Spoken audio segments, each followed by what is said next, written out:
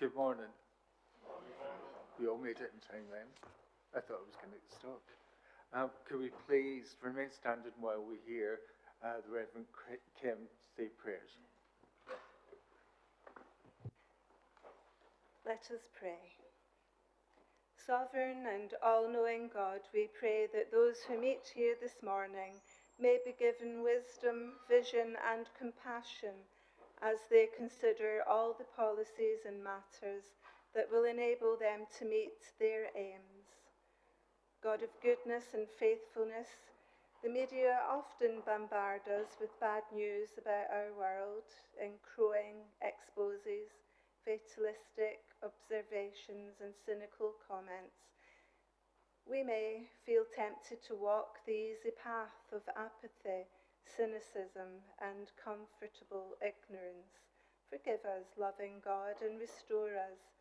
Remind us again of the good news of Jesus, who by his life and teaching, death and resurrection offers hope and fullness of life to humankind and challenges to set our feet on the difficult path of your kingdom. God of holiness and justice, we pray for those looking at matters here this morning with regards to national and local government.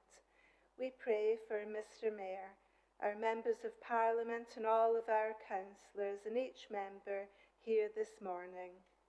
May your Holy Spirit give them the gifts and skills that they need to fill them with integrity, understanding and compassion. May they commit themselves to serve us faithfully and to improve the quality of life for those in need. God of our lives, in the Bible you grant us beautiful visions of the kind of governments that you want for your whole world. Help us not to be selfish in our discussions and in our support of others, but to consider prayerfully how we should honour you with our decisions. Through Jesus Christ our Lord. Amen.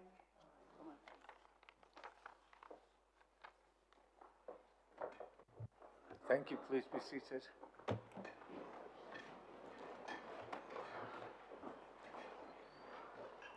Now, I haven't been notified of any important urgent business except for Councillor Collinson last night. I didn't judge it to be immediately necessary to be heard, and I've asked for it to be brought to the March meeting. Yeah? It's because people are walking around. I said I haven't been notified of any urgent business. I know that Councillor Collinson sent me information on a question she'd like to ask. I didn't deem it to be immediately necessary to be heard, and I've asked it to be brought to the March meeting, and that this meeting be solely dedicated to the budget as standing. So if we go on to item number 2, do we have any apologies for absence?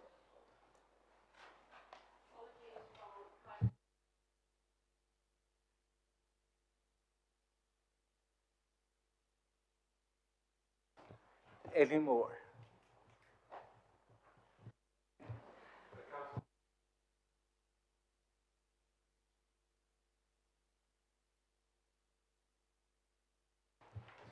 Councillor Lewis.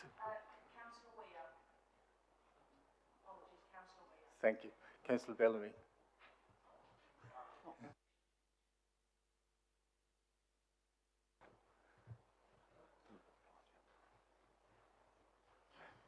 Councillor Edwards.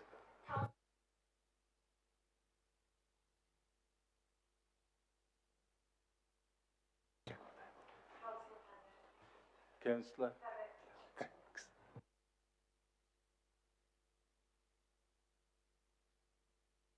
Any declarations of interest?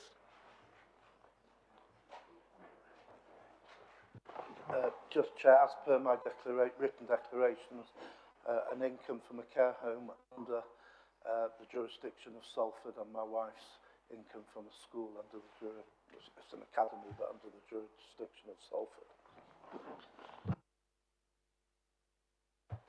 No others? Okay. Councillor Garrido, I hear that you want to make an amendment to today's business.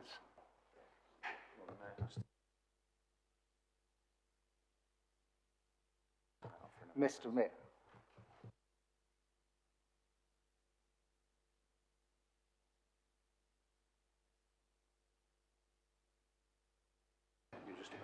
So obviously the budget has been circulated to members of the council and it's before you today. I am going to speak to the budget, but that is not the substantive motion. The motion, in a sense, is the budget itself. And I understand an amendment has been made and received this morning, I understand, talking to my Labour colleagues. And I have to say, certainly from a procedural point of view, it would have been fantastic had we had this information during the budget setting process, and certainly before we went to overview and scrutiny to be scrutinised on the executive's proposals. That hasn't happened, but we have received some information today which I understand want to be proposed as an amendment to the motion or the budget before Council Chamber today. So before I speak, I'm happy to hear, obviously, the amendment that is to be made. Thank you. Councillor Garrido, would you like to make the amendment? Yes, I understood that the City Mayor had to propose his motion first before I put the amendment. Okay, so I'm more than happy to propose the motion before you, which is the budget of the council, and I'll reserve my right to speak to that after we've heard and voted on the amendment. Thank you.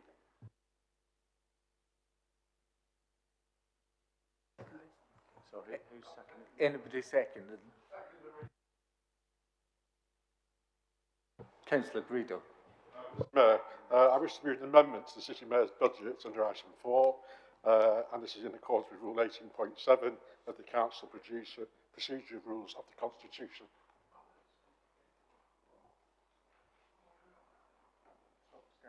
Second it. Yeah, I'll second it. Okay. Before I start, can I please offer mine and the opposition thanks to our Chief Finance Officer, Joanne Hardman, and an excellent team, and to Miranda Covers Watts for the technical advice which they've all given to us freely, and for the entirely neutral way this advice has been given. We propose to amend the City Mayor's budget in line with the following headlines. The detailed budget amendments are: council tax increase is limited to 2%, this being the adult social care precept. This means no increase to core council tax, as opposed to 1.99% increase included within the City Mayor's budget report. This will result in reduced income of £2.2 million compared to the City Mayor's proposal.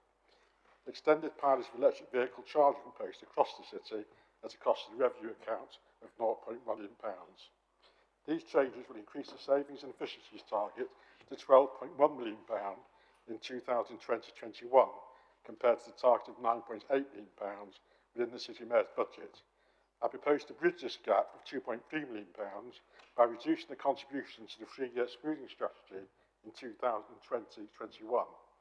Whilst this increases the financial risks that the Council faces over the 3-year period, I propose this on the basis that my understanding is that the Government's future assessments will be more favourable to the Council than currently estimated. The proposal set out in Appendix 1 will reduce the balanced budget for 2020-21. The key headlines of these proposals are: council tax increase of 2%, consisting of adult social care precepts only, investment in the environment, including electric vehicle charging points, reduced contributions to the smoothing strategy on the basis that the future government settlements will be more advantageous than currently forecast, 0.250 participatory budget funding commitment to be retained, but to be routed through the existing community committee structure in alignment with existing community committee funds. Agreement with additional funding of street cleaning to the value of £0.585 million as included within the proposed budget. Agreement with proposed savings and efficiencies already built into the City Mayor's budget. And agreement with proposed changes to the council tax reduction scheme as outlined elsewhere on the agenda. Other areas that the group wishes to pursue during 2020-21 include further work on addressing poverty and deprivation, which will potentially lead to budget proposals for 2021-22 and future years. Similarly, the successful investment in electric vehicle charging points would be evaluated, and if successful, further proposals would be developed for future years. The net result of this alternative proposal is reflected in the revised council tax resolution, including Appendix 2, together with the necessary changes to the revenue budget and capital programme, all of which are set out in the table document and highlighted in red. From an opposition point of view, this is possibly one of the most frustrating tasks to scrutinise the council's budget.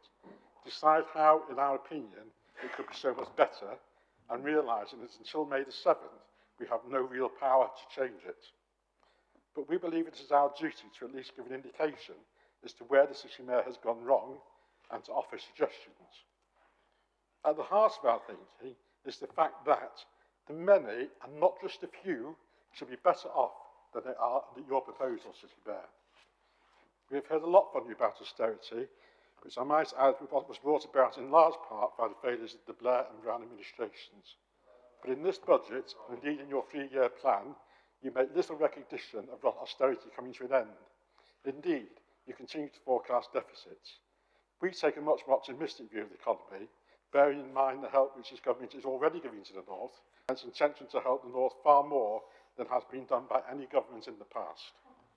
It is not possible to make the huge changes which you feel would be necessary and possible in this budget, but our amendment makes an important change which can easily be adopted by you, City Mayor, and this council, and signals to Salford taxpayers that they should start to benefit from the previous austerity measures. I do not want to dwell on the past, but it is important to remember that this council, when working with the last Labour government, levied some of the highest rates or council taxes in the country, with consolidated increases of up to 80% over a number of years. You were forced to stop these huge rises because the Conservative government placed restrictions on you, and even now you are capped to a maximum which can only be exceeded by asking permission from the taxpayers by way of a referendum. It will of course therefore be no surprise that when given permission to raise the council tax by up to 3.99%, you have increased it up to the maximum. But of course, your Labour partner in the former GM Mayor does not help matters even after receiving tens of millions of pounds from the government. We are still being asked to include between £200 and £600 per council taxpayer in the form of the precept. Now, I do not begrudge any of this to pay for our essential services, such as police and fire, but there are other areas which could be managed more efficiently, and over the next year we will be looking at these areas. Now, just let's take a moment to look at how this Conservative government has helped Salford with its spending plans for 2020-21. Salford has received one of the biggest spending boosts in the country, with a staggering £19.2 million increase in its budget, out of a total increased national budget of £49.2 billion, thanks to investments made by the Conservative. This wipes out at a stroke the projected savings of £15 million Salford was due to make this year, and which are now not needed, and still leaves over £4 million for increased spending. But what have you at Labour done with this money? Well, to start with, you've had to clear last year's overspend on children's services of over £6 million, and you have allocated further sums towards savings for next year, without even knowing whether they will be necessary, even though the government has signalled otherwise. Let's be clear what this means. It means that Salford has received from this Conservative government an increase of 8.5%, and this is before you add on all the extra amounts received from such things as the new homes bonus, business rates, pupil premium, an increase in numbers of people paying council tax because of increased population. This all equates to a 4.4% real terms increase, and the largest year-on-year real terms increase in a decade. Funding for key public services have been protected with significant extra resources dedicated to areas where they're needed most. The latest local government finance settlement confirmed this month includes an additional £1.5 billion for social care, and I believe, Chair, a further amount has been announced this morning in the region of £150 million. When added to the existing social care package, local authorities will now have access to over £5.5 billion of dedicated funding in 2020-21. This is a huge help, but not yet enough to do everything that we believe is necessary, and we will be continually pressing our government to increase this as and when possible so that we can protect the more vulnerable members of our community. The government is also giving another £907 million committed to the New Homes Bonus Scheme to encourage development which benefit local communities, particularly those on the waiting list. Thanks to measures taken by the Conservatives, Local authorities should be able to prevent excessive council tax rises, striking the balance between the interest of council taxpayers and addressing measures on services, but not for Salford. We are insisting on increasing the council tax this year by 3.99%. This is why our amendment is necessary and which is usage increased by 1.99%. Notwithstanding the above, we have still been able to include additional expenditure of £100,000 to fund a pilot scheme to provide curbside electric charging points for those people who are unable to access them from their own homes, i.e. those living in terraced homes, with a view to eventually rolling it out across the city. By 2035, everyone is expected to change to electric vehicles, and we in Salford must support this green initiative. We must ensure that nobody is prevented from taking part. Chair, can we finally squash the City Mayor's regular assertion that Conservative authorities in the South do better than Salford or Labour-held Northern councils? Out of the settlement for 370 councils this year, including counties, fire and police, Salford is in the top 10 of councils receiving the highest percentage increase, whereas Conservative-controlled Wandsworth in London is nowhere near the top. But guess what? In Wandsworth, its council taxpayers pay almost less than 2/3 of Salford's council tax, and they get weekly bin collections, regularly clean streets and roads, and grass verges cut regularly. Well, Chair, I think the City Mayor and members will now have got the picture that the Conservative government offers more, not less. In other words, good value for money, whereas Labour squanders our money. So let me commend our amendment to you, all of which seeks to reduce the increase in council tax from 3.9% to 2%, the 2% being capped for adult and social care. The net result for council taxpayers results in a reduction in what they pay, up from £20.92 in Band A to £31.39 in Band D. Money better in their pockets than yours. Chair, I so move the amendments as set out in the table documents. Councillor Turner, do you want to second the amendment? And speak, Chair, if I may. Firstly, it gives me pleasure in seconding Councillor Garrido's amendment to the budget. I'd also like to endorse his thanks to, and our thanks to Joanne and her team and to Miranda, who have assisted us and answered all our queries, of which there were many, probably too many. Now, I prepared this speech the night before and spent late in the night preparing it, but unfortunately the order has changed at the last minute, so you're going to have some tolerance with me because it's completely thrown me. I'll be quite honest with you. It's the second time things have changed before council, and I'm one of these people that like to prepare, and but anyway, we don't know what the City Mayor is going to say, but I would imagine, knowing the form, that it will paint a rather woeful picture for the future. But Labour are the party of the past. They're out of touch with the working people's concerns on immigration, managing the economy, or ensuring people keep more of their money. This people's government is making good on its promises to level up across the country, boosting resources for vital public services so people can feel safe in their homes and access high-quality services. I understand that the City Mayor's despair after such a crushing defeat in the recent general election, but I can offer him some hope, some crumbs of comfort, that all the Labour contenders to lead the party tried to make Jeremy Corbyn Prime Minister and endorse his vision and ideas for Britain. We on this side have approached this year's budget with a real sense of positivity and optimism. I am sure the Chancellor's budget in March will reinforce just that. We are now in a far better place, having sorted out the mess left by Labour. Difficult choices needed to be made. Difficult choices needed to be made. I know you don't like it, and we have had the courage to make them. Only a strong economy can bring us the things that we all wish for. People understand that. Well, most people. My colleague, Robin Garrido, has already explained in some detail why we should take a more optimistic approach. Our economy has grown by 19% since 2010, faster than France, Italy and Japan.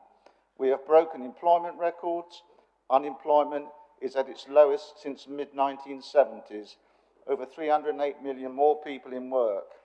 Of course, we maintain that the way out of poverty is through employment, and great strides have been made to make sure people keep more of the hard-earned money that they earn. Salford has done well with the government settlement this year, and we must go forward and grasp the benefits of a strong economy. This will bear dividends in the following years. It is worth repeating that the government figures show an increase in Salford's RSG from 224 million last year to 243 million this year, an increase of 19.2 million or 8.5%. Far better than the newer members probably won't remember that Guildford's often mentioned, and I'm sorry to say that I have to apologise, I'm going to mention it again from this side. Far better than Guildford, who got an increase from 13.8 million to 14 million, which equates to 1.9%.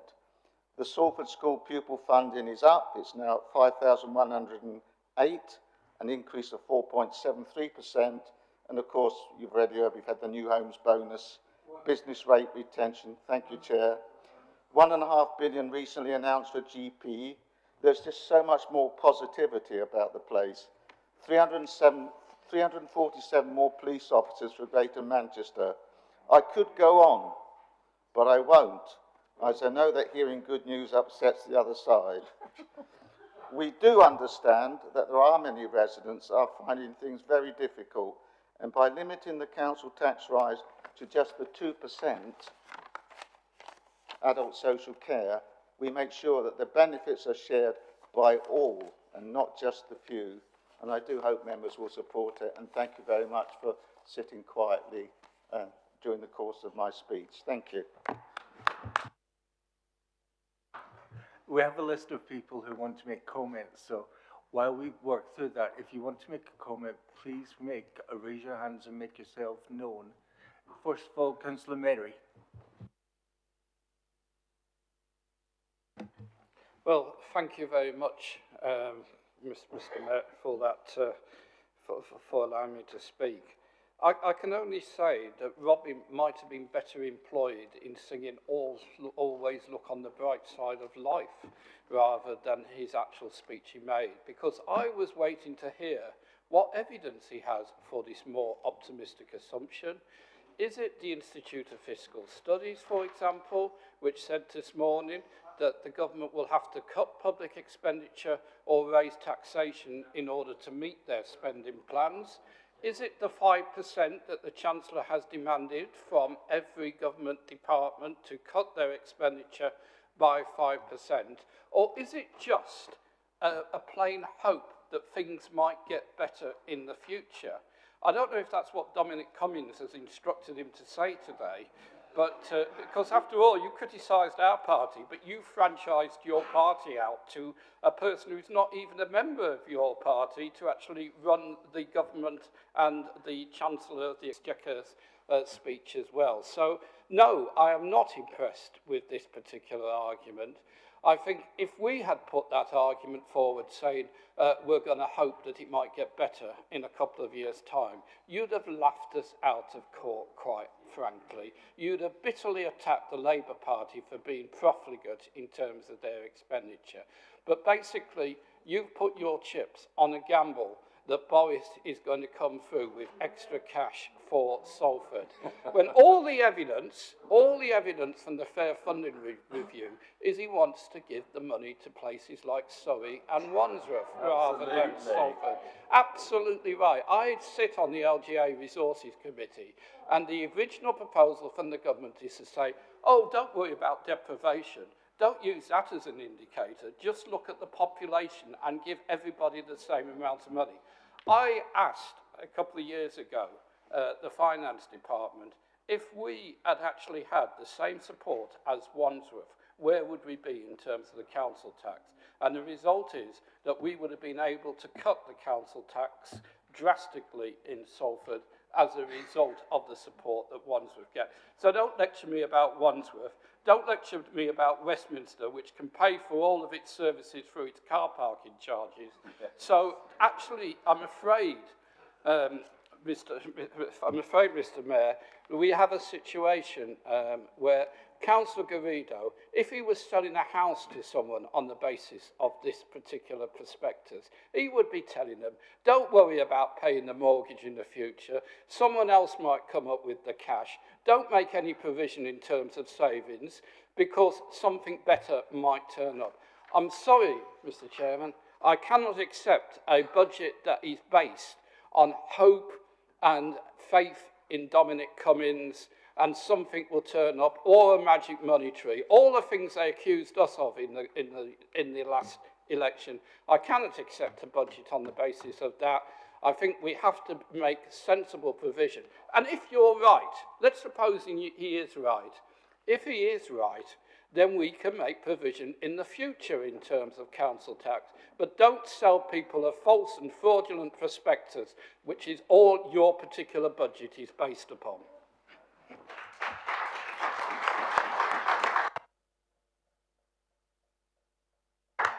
Thank you very much. We have 13 people on the list to speak, so please keep your comments brief, and that will ensure that everybody has a chance to speak. Councillor. Yeah, thanks, Matt. I do oppose the amendment, but I do personally agree with the Conservatives putting an amendment to the budget. But the trouble is, what we need is a scrutiny committee, and the scrutiny, a new one, and it should be called Scrutinising the Conservative Policies in Salford, because you always give the policies on the last minute so nobody has a chance to look at them and examine them. And yet, on the Labour side, you've got weeks and months to do it. You're scrabbling around the last week for an amendment. You could have done it 3 months ago if you'd have wanted to. So, do you agree with me that from now on the Conservatives should put forward their proposals at least a week before the Council so we have a chance to scrutinise them? The second issue, you've mentioned social care. Now, Gina, forgive me, I'm older than you. I'm more interested in this issue than some people. But the Prime Minister has promised us, right from the start, I have a plan, he said. Well, we're still waiting for them. The fact is, he has no plan. He doesn't know what to do. And this 2% every year on councils, which we are forced to do, in fact, we almost want to do, because it's sticking plaster. That's what we're doing at the moment. And I think Salford, in a few years' time, you'll realise how well Salford Council and the NHS are doing here. I think they're doing a brilliant job under very difficult circumstances, but far better than many of our neighbours elsewhere. But they come back to the point, if the government doesn't propose a proper plan for social care, then we're just going to be doomed in the future, because all the signs are things are going to get worse before they get better. So we need to deal with it. In terms of the recent report, you must have heard of Sir Michael Marmot. You must have heard his recent report. For the first time in 120 years, in the poorest areas of the country, life expectancy has stalled, and in fact is reversing for women in certain areas. Now, you cannot possibly be proud of the last decade. It's a shambles when it comes to issues like that. And jobs, I'm the first one. Every time I hear about jobs being created, I think it's great. But we've got more zero-hour contracts now than ever before, the lowest paid jobs ever. Now, that's not a success for the economy. In fact, that's a disaster. I just wanted to mention one other thing, or two other things. Nationally, public libraries, youth services are all under fire because they're not statutory services. And the sooner we get the government to invest in those services, and that's what distressed me about what you said, Robin, not a mention of anything like that. You don't mention the fact that every local, 800 public libraries have shut thanks to the last 10 years. I mean, and youth services everywhere have been cut, just at the very time where we need our young people to have the support. So this amendment does not address any of these major issues. Of course, Robin will see it as a vote winner in May, but it's certainly not a vote winner for social care, and it's certainly not a vote winner for public libraries or youth services, and it's certainly not a vote winner for poverty and jobs and all the things that we want to address. In future, let's scrutinise your budget as much as you're scrutinising ours. Councillor Hamilton. Councillor Hamilton.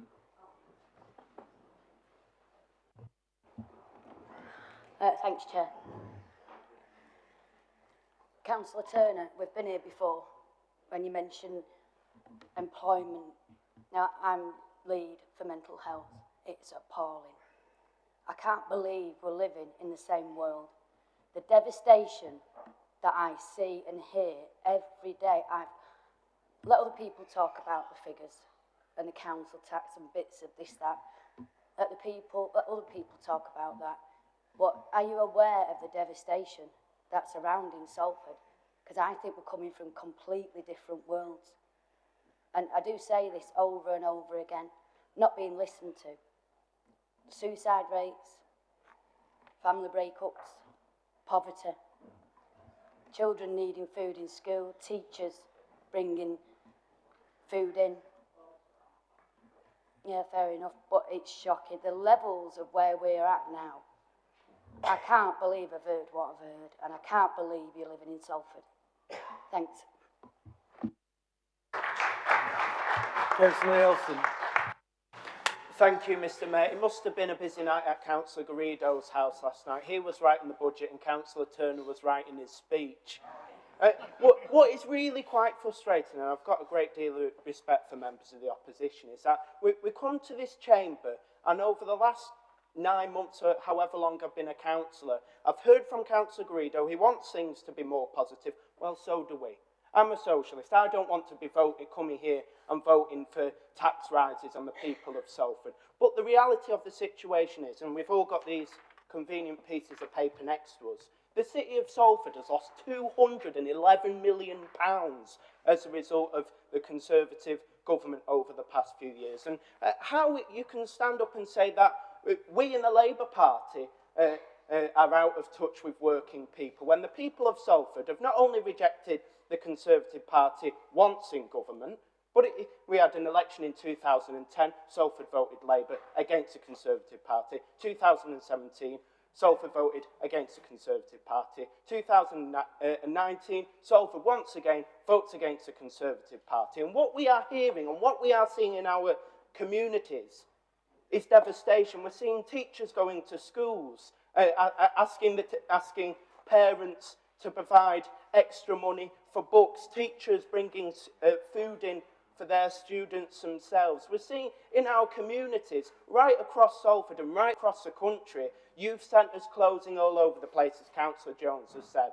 So when we come into this chamber, I think it's really quite important that, number one, we are honest with the people of Salford when we say that things are all fine. And coming to this chamber and saying that we're basing our amendment based on we hope things will get better. Well, the people of Salford have been hoping things will be better since 2010. And of course, we hope your government pulls some more money out of the bag. We're all waiting for it. We've been waiting for it since 2010. So I will give plenty of praise to the Conservative government and to Mr. Boris Johnson and to Dominic Cummings when we get our £211 million back. And right then, Robin, I'll applaud you and council for whatever you say.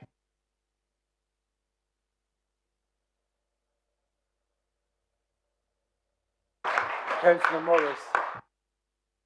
Councillor Morris.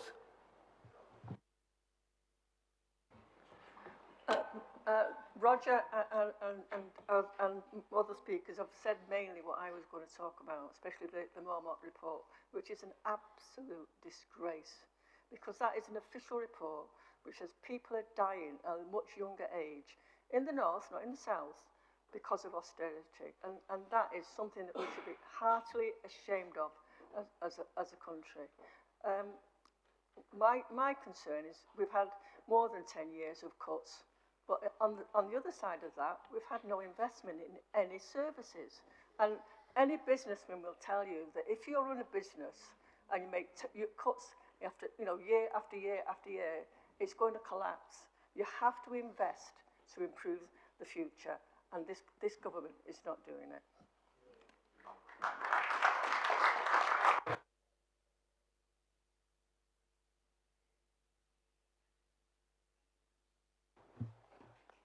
Thank you, Chair.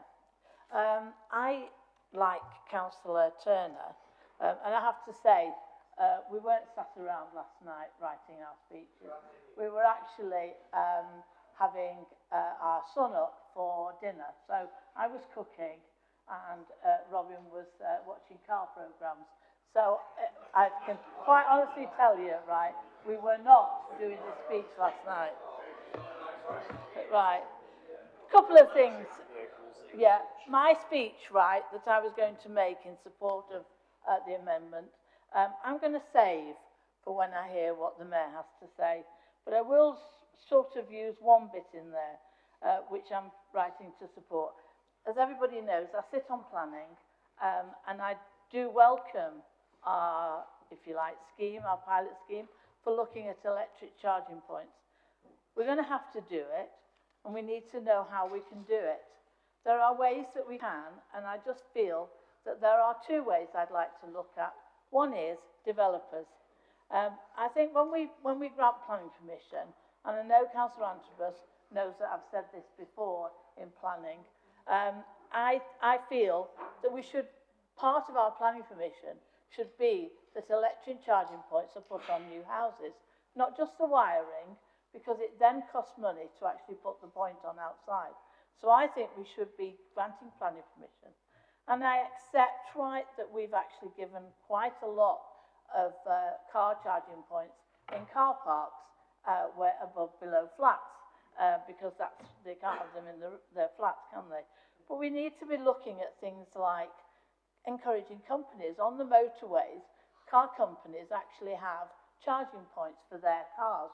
And I think we should be looking at how we can actually ask companies to help us with that.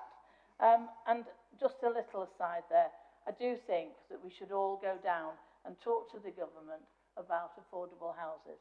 Councillor Antrobus will agree that I've gone on about this, and I accept that it's our government, right, that has actually said that there has to be some sort of profit. And I think we should, as an all-party representation, go down and make representations to the council. But to come on to what's been said, I think it's a laugh actually saying about scrutinising. I think it's an absolute laugh. We had a scrutiny committee, an overview and scrutiny, right? And not one piece of paper, not one directorate brought paper to that meeting. So we hadn't got any evidence apart from verbal, right? The Mayor had actually done a report, and that was, we welcomed that. But no other director, lead member came to that committee with paper. We had nothing in writing to scrutinise. Now that's not scrutinising. And when I mentioned this to the Mayor, the City Mayor at a meeting, he wasn't aware of that. But fortunately, the Strategy Deputy Councillor knew that Councillor Hines was not happy about it at the meeting.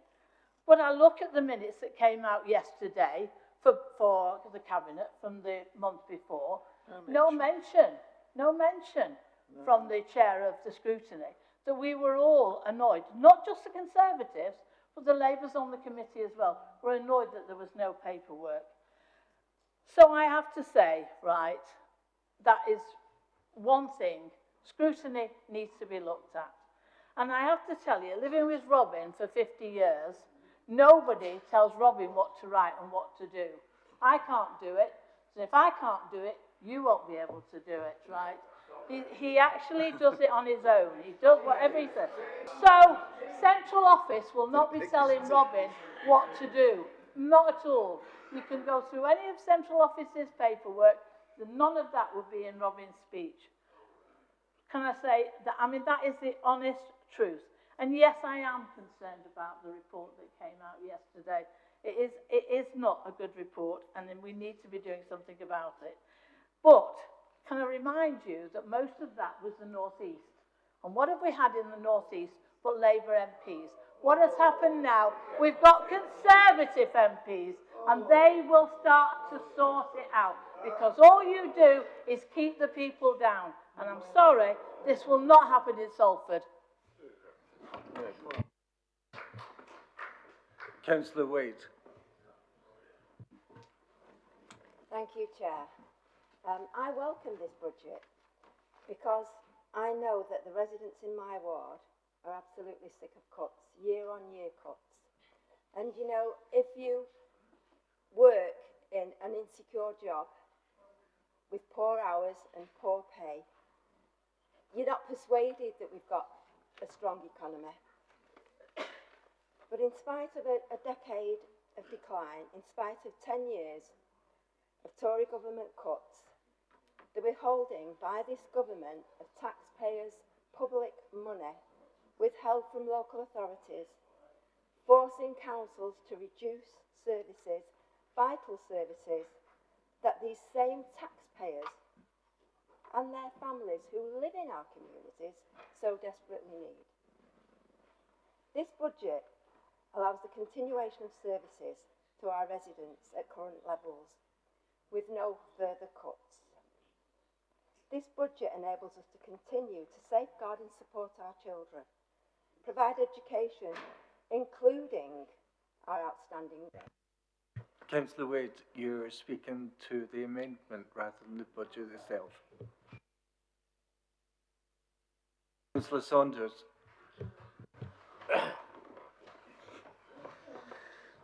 Thank you, Chair. First of all, to coin a phrase, a funny thing happened to me on the way into the meeting this morning. I was not invited to the Greedo's house last night, I have to tell you. So, didn't have a hangover from that. But on the way in, I heard on the radio, they announced, hot off the press, the government have announced a further £150 million grant to the 10 councils of Greater Manchester, much of which I believe is going to be used for social care. Literally, I haven't had time to research it, but that is something I heard on the way in. So our optimism, I think, is well-founded. Secondly, for those who, like me, tried to listen to today or yesterday in Parliament, you will have heard the Health Secretary criticise the Marmot report and say that the life expectancy rates as a whole have actually gone up, although he did admit there were one or two areas which have fallen behind. In terms of scrutiny, can I remind members opposite, and by the way, I thank Councillor Nelson for his kind comments about the opposition members. I too have respect for councillors such as himself. But can I remind the ruling Labour councillors that scrutiny is actually meant to scrutinise the ruling party and their proposals, not the opposition. Can I say, this should be perhaps pointed out, as I said, I wasn't at the Greedo's house last night, but I can tell you that this was not done last night or even last week. There has been several weeks, if not months, of very hard work put into this amendment. No, it really has. Fortunately, perhaps wasn't ready before, but a lot of hard work has gone in. And in terms of scrutiny, can I say that this has been scrutinised, not politically, of course, but fiscally. I understand it has been fiscally scrutinised for fiscal probity by the finance officer and by the staff. Please correct me if that's wrong, but that is my understanding. Not politically, of course not, but fiscally that has been scrutinised. Just a couple of brief points. My colleague Councillor Guido said that from next year we're going to look at other things. I can tell you one of those is going to be trying to reintroduce at least 2 weekly bin collections. And I refer you all to page, I know you've all read this, I refer you all to page 78 of the 232 pages of our notes for this morning. And it says that there is a potential risk that actual recycling performance falls short of increasingly stretching targets. It also says that people need to constantly buy in. we don't believe that making collections 3 weeks actually is something that really gets people on board in terms of recycling. Finally, Mr. Chair, if I can just simply say that for the next few weeks, of course, the Labour Party controls this council and the mayoralty and the mayoralty of Greater Manchester. But come May, when that all changes and we take over this council and we take over the mayoralty and the mayoralty of Greater Manchester, we will be able to implement our policies, and then, yes, you will be able to scrutinise those. Thank you. Councillor Edwards. Councillor Edwards.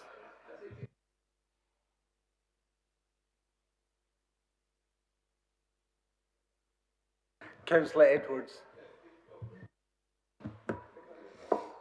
Thank you, Chair. I wanted to talk about the reality that people in Salford, and particularly in Walkden South, face. I'm going to talk to you about, begin with, the British Welfare Reform Act in 2012. One of the things that introduced was work capability assessments. So these are done by healthcare professionals who aren't medically qualified, which is unsurprising because 68% of people who are declared fit to work that appeal win their appeal. Now, if I was managing a company and we were losing 68% of appeals, I'd be concerned. In 2015, Esther McVeigh herself admitted to a scrutiny committee that 49 people have died after their benefits were sanctioned, and all of those were supposed to have won the appeal. That was what the evidence gave. This has happened in Walkden. A woman was declared fit for work shortly after this policy came in. She was recovering from a stroke, and her main carer was her 9-year-old daughter. This woman still couldn't walk or speak, and her 9-year-old daughter could see that there was no way a mum could work, so she concluded, I'll have to get a job. At 9 years old, she was prepared to get a job so the family had some income because their benefits were cut. That same night that they got that letter, that 9-year-old girl who lives in my ward in Walkden South physically stopped her mum from committing suicide, from completing suicide. That's the reality of this, of what is going on in this country. The irony of this is that the policy has cost more than it ever saved. The spend on these type of benefits is the exact same as it was before the government introduced this policy, and on top of that, the appeals are costing an absolute fortune. So when the Tories talk of financial management, it just makes my skin crawl. Similarly, that same policy introduced the bedroom tax. In Walkden South, we had a really sad incident in around 2014 when a young girl died in a tragic accident in a family home. The family had brought their 2 adult children up there and had brought that girl up until she sadly died there. They still had 3 children in the house. It was their family home, and in order to remember her, they decided that they were going to do a bedroom up every year so that bedroom could grow up into a teenager and an adult, as she should have done. They were slapped with the bedroom tax to still live in that house. To do that bedroom up every year and to live in the family home that they've lived in for so long, they had to pay tax to keep that memory alive. This is what this government, their policies have done. Similarly, in Walkden South, we're really affected by rising housing costs. Housing costs have risen by 16% since 2012. Housing benefits have not risen at the same rate. When inflation is calculated in for older people in particular, the 25 poorest % of older people, their housing costs have risen by 29%. That's the life of our older population in Salford. Will be in that poorest % because we are one of the poorest cities in the country. I see it play out in Walkden South, and this is only in Salford. You can look at poverty between before housing costs and after housing costs, and Walkden South has got one of the highest increases between those two. And I'm not surprised, firstly because housing costs are so high, but secondly because I talk to people and I see how difficult it is because they're trying to manage the private rented sector and we haven't got enough social housing in Walkden. I've sat with families and listened to them and thought maybe you could try a benefits check, but when they do, they're not entitled to any more money. There just isn't enough money for them. The Labour councillors in Walkden and Little Hulton collect food very often, actually, for the food bank. And the reason we do that is it keeps running dry. Not only do we have to have a food bank in our town, there's one in Little Hulton and there's one in Swinton just down the road and in Eccles. It keeps running out and we get an email and we collect it, but it breaks my heart every time.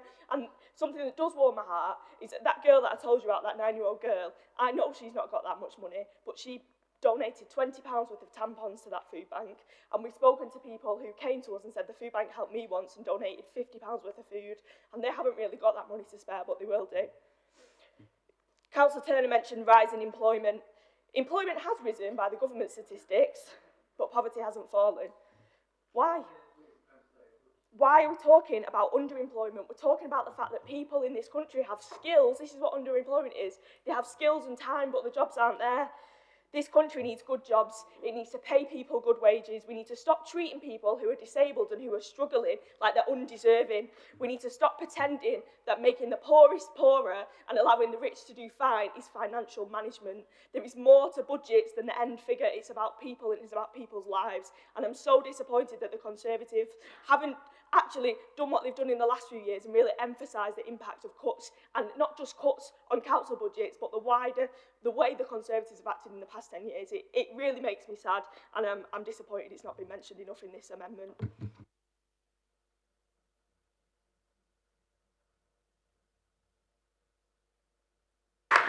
Councillor Gina Reynolds. Councillor Reynolds. Thank you, Chair. Well, I certainly can't support this amendment. Done on the basis that the future government settlement's going to be advantageous. Are they in cloud cuckoo land or what? I seriously think they are on the opposition. Right, if we look at adult social care, if we look at the demands, we're talking about 2.2% raise from the precept. If we look at the demands locally, new adult social care referrals up by 25% from 2015. Adults more likely to be discharged from hospital to adult social care is higher in Salford than the GM average. More of our over 65s in residential care, that's up 11.5%. And more complex needs up 3%. The percentage of adults open to mental health services, and James referenced the impact on mental health that some of the Tory policies have had, is higher than the England average. So, if you think that we're going to get an advantageous settlement, looking at the predictions of the Fair Funding Review for later in the summer, funds distributed for adult social care for younger adults will be 9.45% worse off. And for older adults, 14.65% worse off.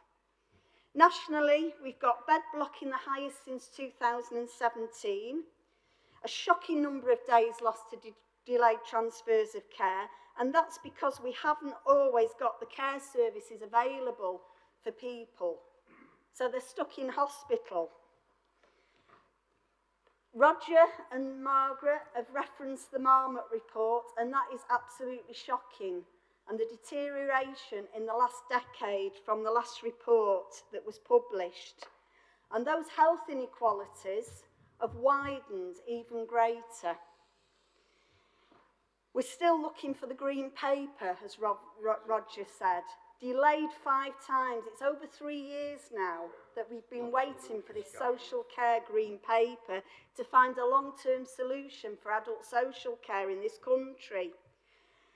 And if it hasn't escaped your attention, there was a group of care workers outside, and I didn't see any of the Tory members speaking to those care workers.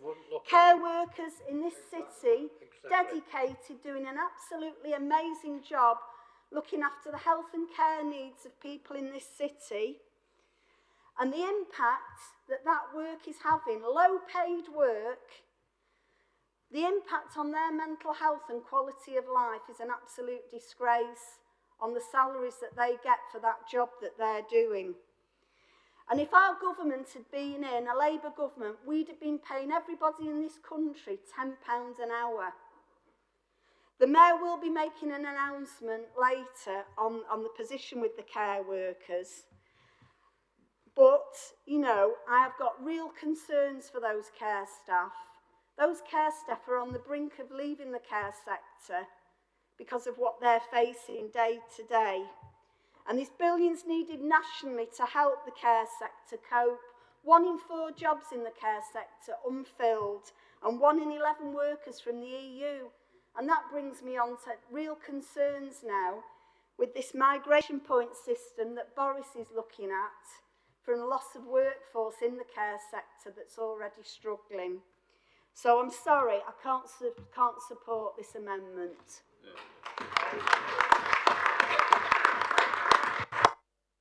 Councillor Haynes. Thank you, Chair. Sometimes you feel like you're losing the will to live, don't you? Mainly not because of our side, but for the opposition that after 10 years, 10 wasted years of a government that has only looked after the rich and the powerful and those, the few, not the many. And we'll keep on saying that. Councillor Garrido, I'm going to start calling him Mr. McCorber now, because this is the person that has defended the government throughout, and now, of course, has got the nerve to put a faith in a government that's absolutely crippled this country. Councillor Saunders talking about the Conservatives going to get control in Greater Manchester and Salford in particular.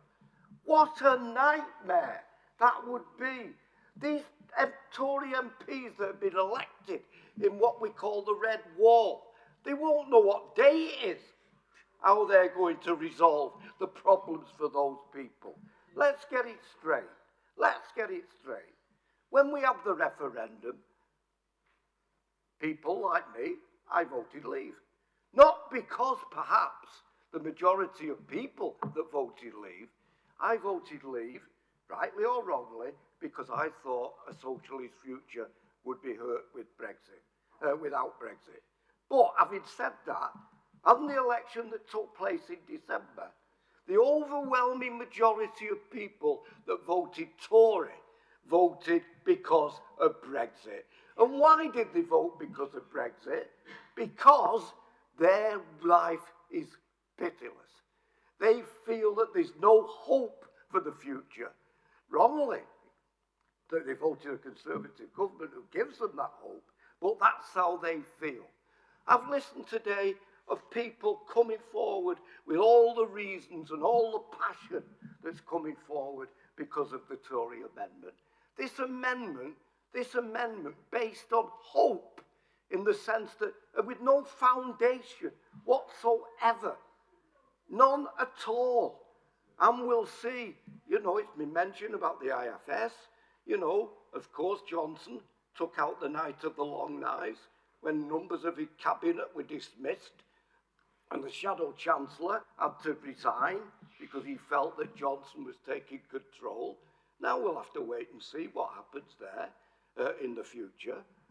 But at this minute, we understand now that the Chancellor, who, by the way, is now talking about raising spend, government spend, to 40%, which we were hammered for. Labour never even reached that time under the Blair-Brown years. 40% of spend on the economy that at the last quarter of last year was just out of going into a recessionary period.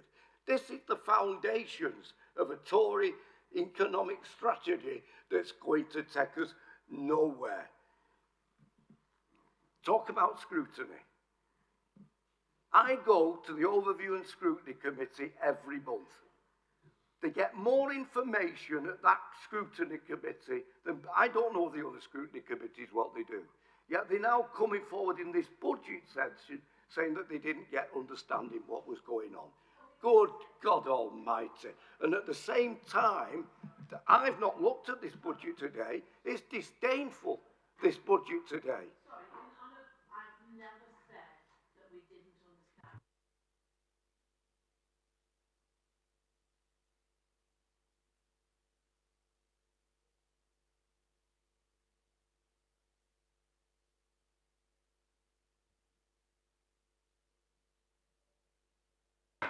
I said that yes, okay, it was there, but I didn't say that you absolutely needed it. I didn't say, and I've never said that. Okay, it would have been faithful if he'd done. Well, he took off me then, Charlie. The point is on scrutiny, they've come forward at the last minute again. And all right, Councillor Saunders says we don't need to be scrutinising them. But how the hell, within 10 minutes, half an hour, can you read this paper, understand it, and scrutinise it? It's absolutely disgraceful. And and at the end of the day, that's why I will not be supporting this amendment. And I don't think anybody of this people, and they're certainly not, the people of this city would not be supporting this amendment. Councillor Bailey. Thanks, Mr. Mayor. And I wanted to first of all just state that I'm obviously opposing the amendment. And for those who know me, this might come as a bit of a shock, but I wanted to quote Peter Mandelson. And he said this: when you're getting sick of saying it, they're only just getting it, close quote. And nobody, and I got to pay tribute to the Conservative Party, nobody are better than that at the Tory party who've been peddling the same lies for almost a decade. And I often hear the charge of economic illiteracy thrown at the door of the Labour Party. Well, I want to throw a charge at the door of the Conservative Party, and that is the charge of being the best at rewriting history. I just wanted to cast your minds back to 2005 when David Cameron and Boyd George ascended to the top of the Conservative Party. They pledged then, pound for pound, to match Labour's spending plans. So the idea we were overspending for years was a nonsense. And Councillor Turner, if you could have stopped the subprime mortgage crisis in the US or articulated an alternative to nationalising Lloyds Bank, RBS, Northern Rock, I'd like to hear it. Also, let's be realistic here. How much of the national debt has been paid back after 10 years of hurt for our communities? Zero. In fact, it's tripled, and this government has added more to the national debt than every Labour government combined in history. On Councillor Garrido's point, I just want to pay tribute to Councillor Reynolds. I thought she smashed it out of the park without being too much of a fanboy for all the work that you do. But he quoted £1.5 billion extra in social care. About half of that is actually predicated on the maximum increase in council tax and the social care levy. And indeed, Councillor Garrido is here today proposing the maximum increase because he knows it is the good people of Salford, through the regressive taxation that is council tax, contributing to the government's own dodgy figures, which, quite frankly, is smoke and mirrors. And what was actually in the Conservative Party manifesto on social care? Zilch, nada, nothing. So please, please do not come here and pretend to care about our city's most vulnerable. Thank you.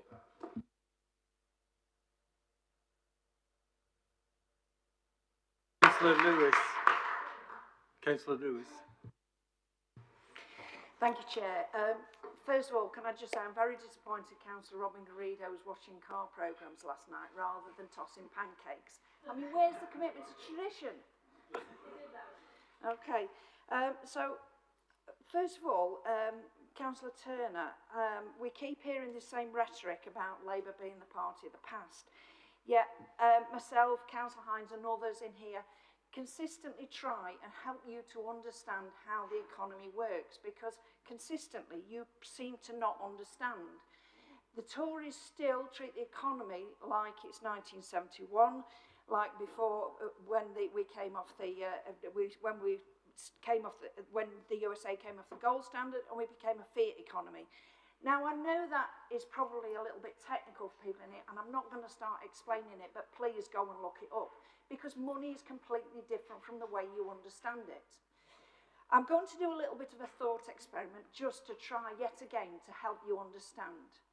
I want you to imagine, Councillor Turner, that you are a Bond villain. I know that's probably easy in some respects and hard in others, but let's just imagine. You're a Bond villain that decides you want to take all the money in this country for yourself, and you keep taking money out of this country.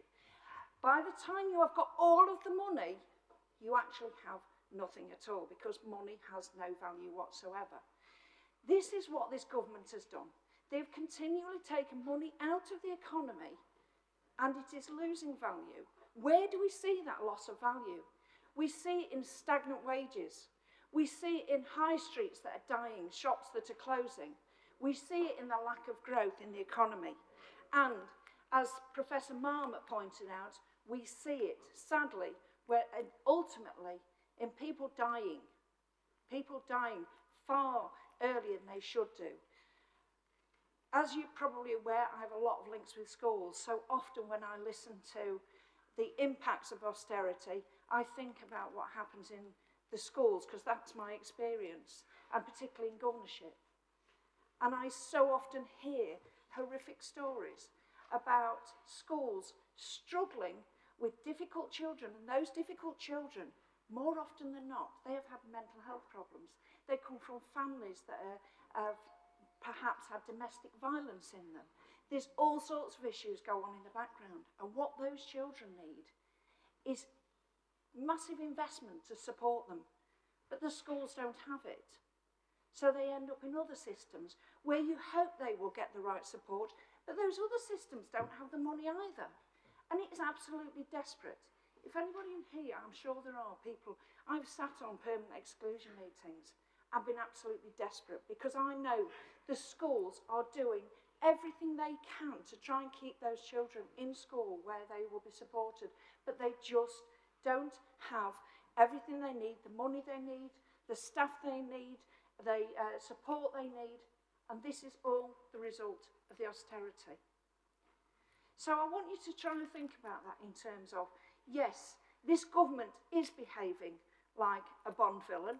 They are taking that money away, and the reality is not like you might see in a Bond movie, somebody who's got all these lavish things around them. No, the reality is that real people are suffering. And do I think this government is going to change after behaving the same way as they have the last 10 years? Absolutely not. Absolutely not. Why would they? Because the first thing they would have to do is admit they have been wrong. Thank you, Chair.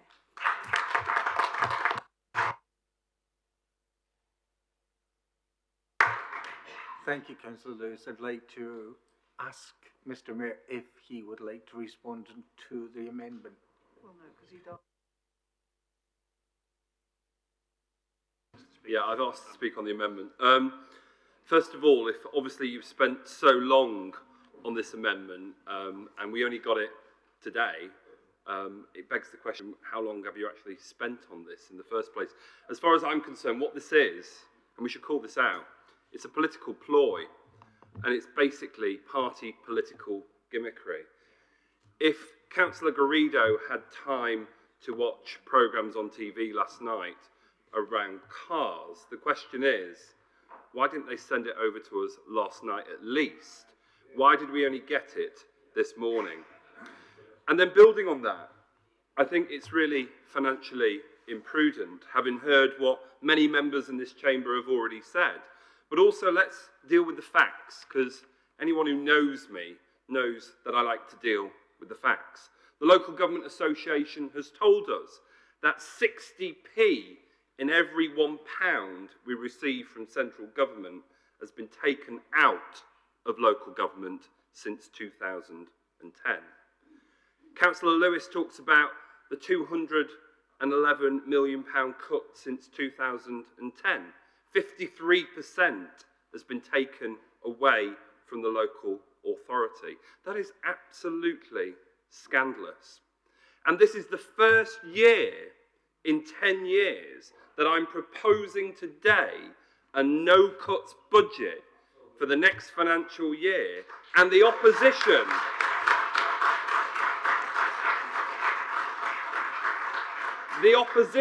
don't even have the decency to congratulate us. Do you know what that actually means for the people in our city? You've had the budget.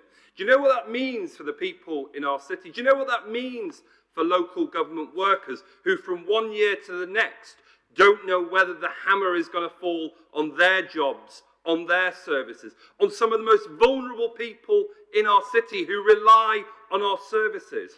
This is a godsend. You know, this is absolutely fantastic that we've been able to set a no-cuts budget this financial year. Down the road in Liverpool, £30 million is being taken out of their budget. Across the water in the Wirral, £32 million has been taken out of their budget. We have done a fantastic job in serving the people of this city. And what I find really interesting listening to Councillor Garrido is clearly you're suffering from selective amnesia. And I say that because back in 2016-17, colleagues within this chamber will know the government managed to find 300 million down the back of the sofa or on their magic money tree in the garden of number 10. Where did that money go? It went to Tory shires in the south of the country. This council chamber knows that, and this council chamber knows that it's likely you'll be doing the same thing with the supposed fair funding review.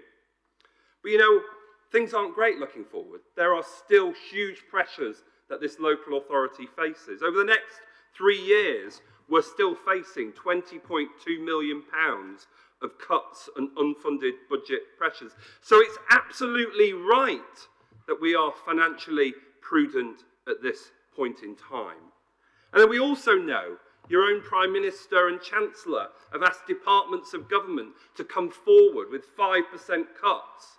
We don't know what the implications of that are going to be for councils, but what we know is MHCLG are most likely to passport that 5% cut onto councils up and down the country. On top of that, the future is uncertain.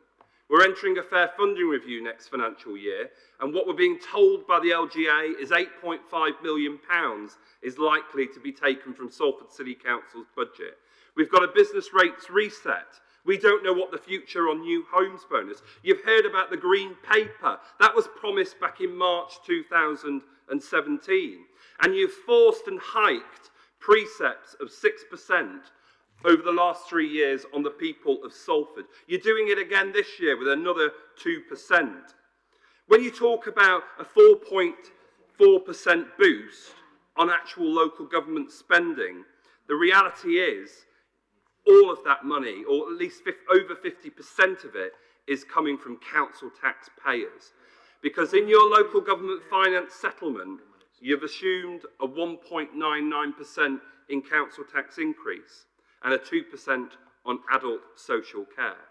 This is a finance settlement of smoke and mirrors. The government do a great job of spending the British people's money, and it's absolutely scandalous that you don't even acknowledge that in a lot of your rhetoric today. I've got 30 seconds to sum up, and it's an important point. I went to the public meeting on care workers in the city the other week on Saturday. There were no Tory councillors at that meeting, by the way. What we know is it's going to cost us over £4 million to bring up our care workers to the real living wage. That's money we've not got, and we won't be able to do that in this budget. But what horrified me was the stories of how having to work excessive hours is having on their lives.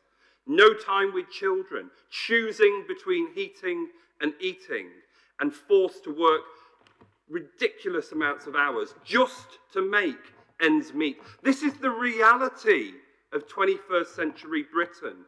Your budget amendment goes nowhere near to actually improving their standing within our communities and within our neighbourhoods. It's absolutely scandalous what you're proposing today, and I cannot and will not accept the amendment. Thank you.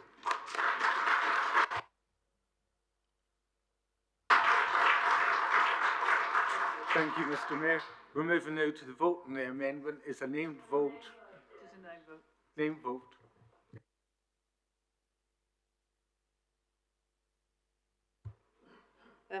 For the avoidance of doubt, it's required to have a named vote on any vote with regard to the budget amendment or otherwise.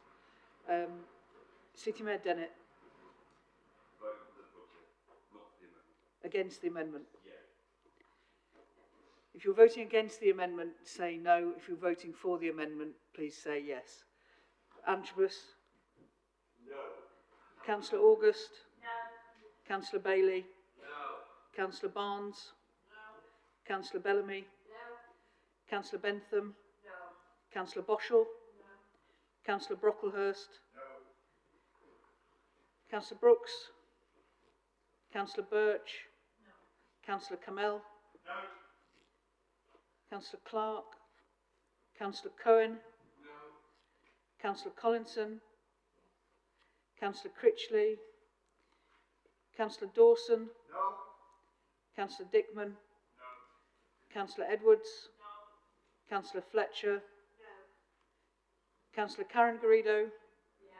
Councillor Robin Garrido? Yes. Councillor Goulden? Councillor Hamilton? No. Councillor Hesling? No. Councillor Hines? No. Councillor Humphreys? Councillor Jolly? No. Councillor Jones? No. Councillor Kelly? No. Councillor King? No. Councillor Lancaster? No. Councillor Lightner? Councillor Lewis?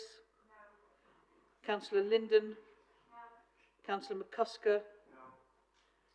Councillor Mashiter? No. Councillor Merry? No. Councillor Morris? No. Councillor Nelson? No. Councillor Kurunziza? No. Councillor Pevitt? Councillor Gina Reynolds? No. Councillor Neil Reynolds? No. Councillor Ryan? No. Councillor Saunders? Yes. Councillor Sharp? No. Councillor Turner? Yes. Councillor Wade? No. Councillor Walker? No. Councillor Joan Walsh? No. Councillor John Walsh? No. Councillor Ward? Yes. Councillor Warmisham? No.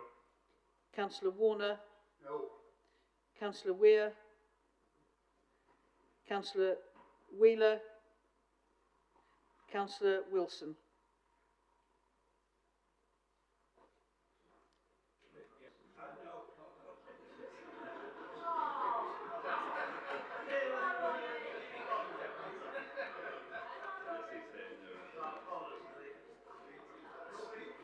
Councillor Wilson, can I take your vote was no? Thank you.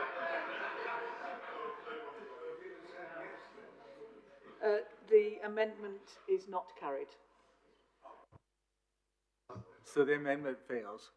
I'd like to take at this time a 10-minute break for comfort. So.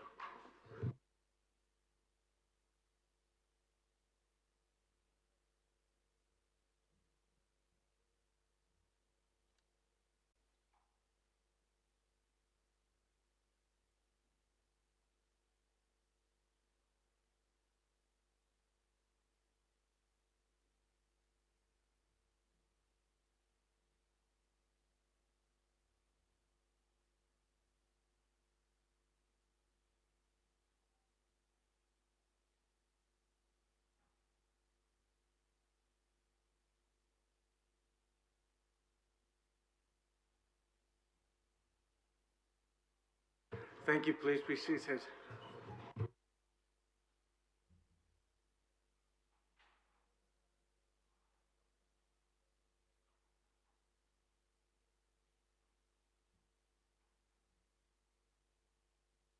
Thank you for that much-needed break. We have to revert back to Mr. Merry wants to speak on the budget. Thank you, Ceremonial Mayor. So I'm here today to recommend that Council approve my budget for 2020-21. This is the fourth budget I've presented to this chamber, and I have to say I've been really proud to serve as Salford City Mayor over the past 4 years. Salford is a city that I'm immensely proud of, and it's a real honour and a privilege to hold public office and to serve the people of our city. Over the past 4 years, and for 6 years before that, the City Council has faced an exceptionally challenging financial situation, unprecedented in financial scale and duration over time, with the Local Government Association highlighting that 60p in every pound of government funding has been cut since 2010. This inevitably has impacted directly on the services we're able to deliver to our residents and also on their lives in our city. And despite what some would tell us, those challenges have not gone away. We continue to face tough choices here in Salford.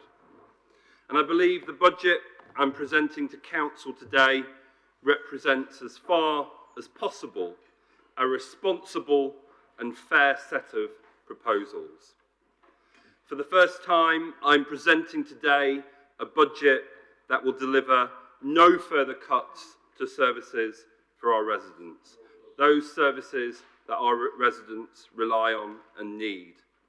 And this will come as a great relief to staff of the City Council, who for the past 9 years have experienced torturous cuts to services and uncertainty about their futures. And also to our residents, who will see much needed services protected for yet another year. First, let me outline the technical elements of the budget I'm presenting to Council today. I'm required to say this by law. So I'm recommending an overall revenue budget of £217.015 million for 2020-21. I'm also recommending a capital programme of £115.789 million for 2021, using the resources set out in Part 3 of my report. And in accordance with the formal resolution set in Appendix 4, I am proposing a council tax requirement of £114.782 million in accordance with the legislation. A basic amount of council tax of £1,640.26 and an amount for each valuation band in accordance with the legislation. An amount of council tax for each valuation band in accordance with Section 30 and Section 36 of the Local Government Finance Act 1992. I'm also recommending that Council approves the Housing Revenue Account budget for 2020-21 of £14.870 million. And finally, from a technical point of view, I'm recommending that Council approve the Treasury Management Prudential Indicators for 2020-21 to 2022-23, as set out in Part 4 of my report. And for the first time, I'm presenting this year's budget alongside our medium-term financial strategy, which sets out our financial planning assumptions over the next 3 years up until 2022-23, and which provides a sustainable financial foundation for the delivery of the Council's strategic priorities and core functions. So now, let me turn to the main part of my speech today and the budget before you. We've now had 10 years of Tory, Lib Dem and Tory governments, first in coalition, but for the last 5 years in their own right. And it's clear the impact those 10 years have had upon councils up and down the country, and in particular here in Salford. In those 10 years, this council will have made almost £211 million worth of cuts. This has been driven by a 53% reduction in the council's core funding from central government.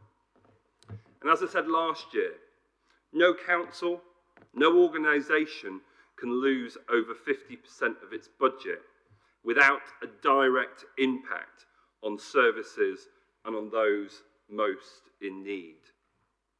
And despite much of the rhetoric over the past year or so about the supposed end of austerity, this is simply not reflected in the reality of funding for Salford. Even after the government have confirmed their final funding settlement for local government, Salford is still facing a further £20.2 million worth of cuts and unfunded budget pressures over the next 3 years. Only, in my opinion, the strength of the council's own financial management and the growth we have delivered across the city has enabled us to take steps to cushion the impact of these further cuts to our funding. If we were simply to repeat the patterns of old and set just a one-year budget, we would face further anticipated cuts in future years that would be exceptionally difficult to manage and would inevitably mean further cuts to services, job losses and less support to our residents, especially the most vulnerable in our city. But such short-term financial imprudence is not the approach I intend to take with the City Council's finances. By taking a prudent approach to how we manage our finances and taking a robust, longer-term approach to planning, we're able to manage these pressures over the next 3 years. The long-term approach set out in the first medium-term financial strategy means that I can present to you today a balanced budget for 2020-21 without the need for additional cuts to services. The first time we've been able to do this since 2010, over the past 10 years. However, let me be clear, this doesn't mean it will be an easy year ahead. It will not.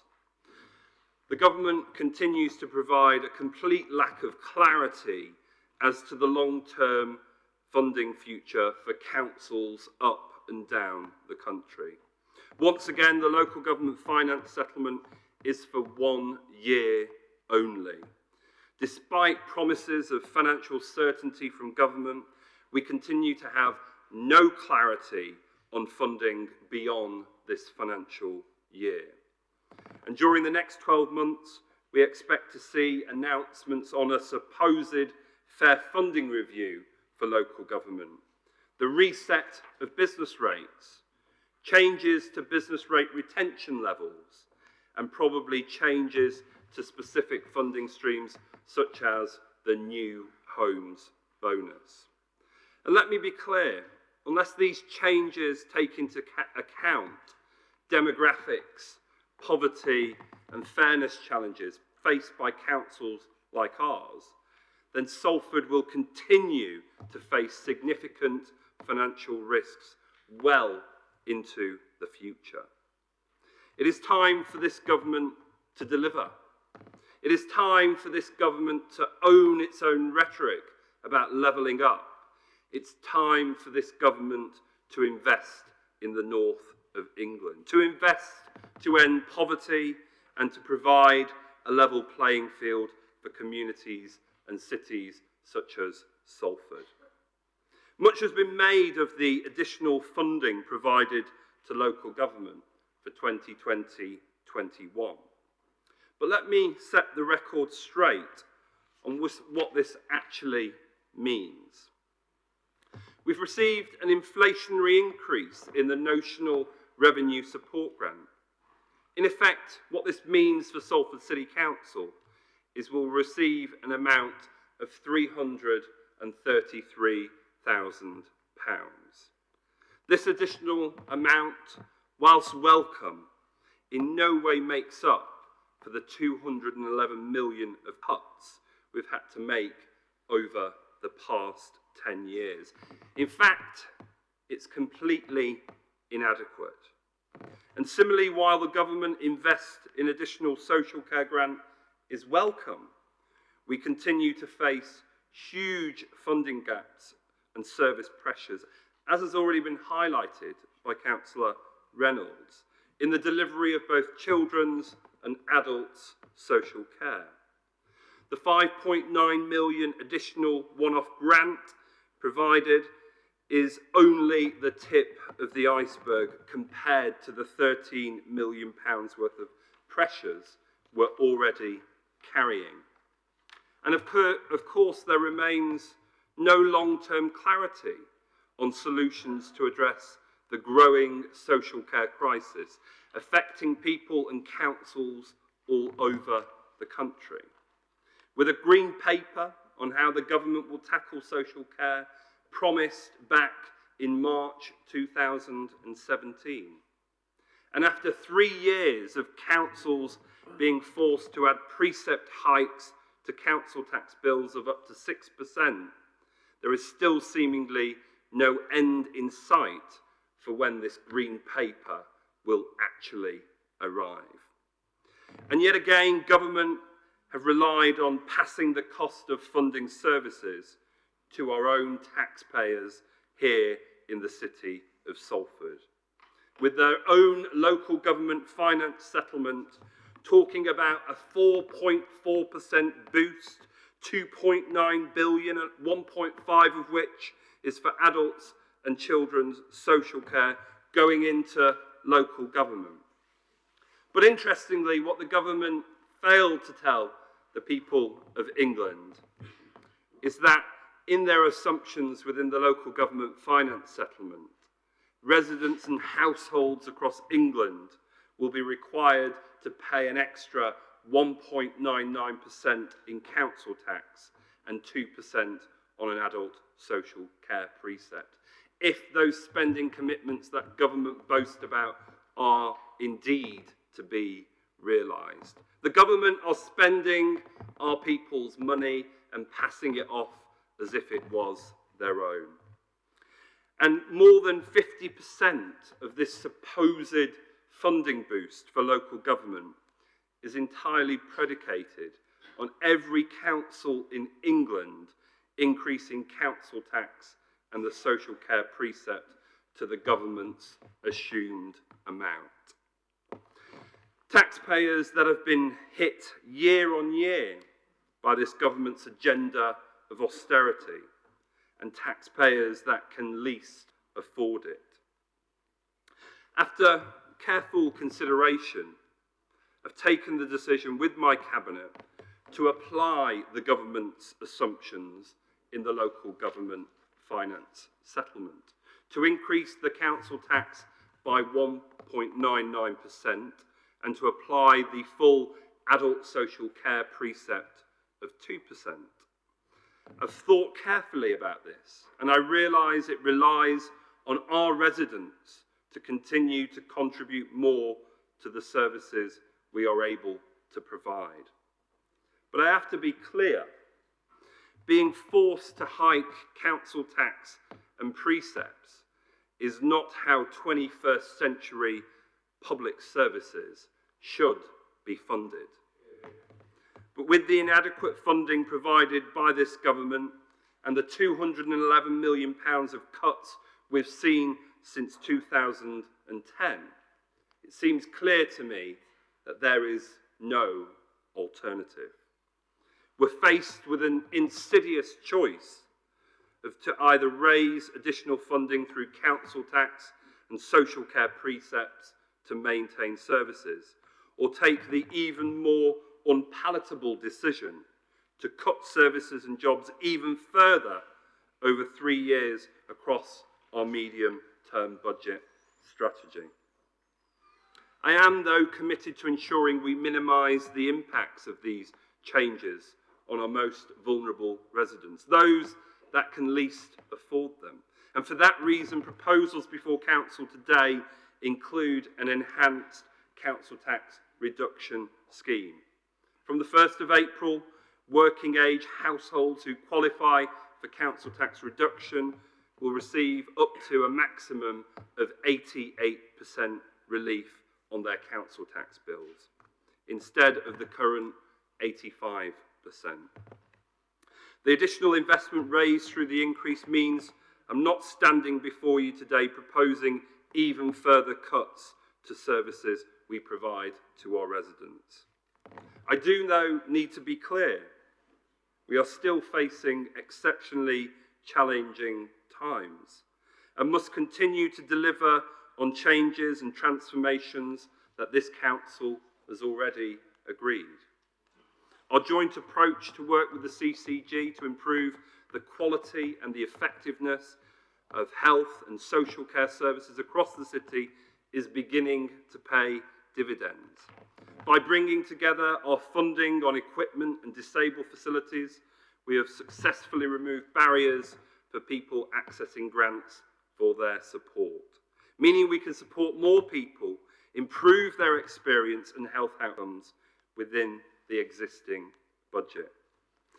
Salford is now the most improved locality in terms of the number of our care homes, both residential and nursing, that are rated as good. Achieved by the council, the CCG, our hospitals, all working together for the benefits of our residents in the city of Salford. This city council has committed to invest in social care grants and precepts into those integrated arrangements. Reflecting the spirit of partnership and joint working, the CCG have also committed to invest an additional £19 million worth of funding to the fund. These funds will ensure that together we commission integrated and proactive care, ensuring our residents can see the right professional at the right time and with the right skills and experiences. Health and care funding is facing significant existing pressures, in excess of £6 million per annum for adult social care, and in excess of £7 million for children, a combined pressure of over £13 million per annum. So whilst the additional investment is very welcome, reform and innovation is still needed if we're to provide high quality health and social care for our residents in the city. We're not standing still here in Salford. We are investing in Route 29, a nationally recognised approach to reduce the need for young people to come into care, in turn reducing the pressure on our out-of-borough placement costs. We're investing in a proven model to reduce the need for young people with SEND to be placed away from home, reducing the pressures for high-cost placement. And we're developing an extensive offer for families experiencing domestic abuse.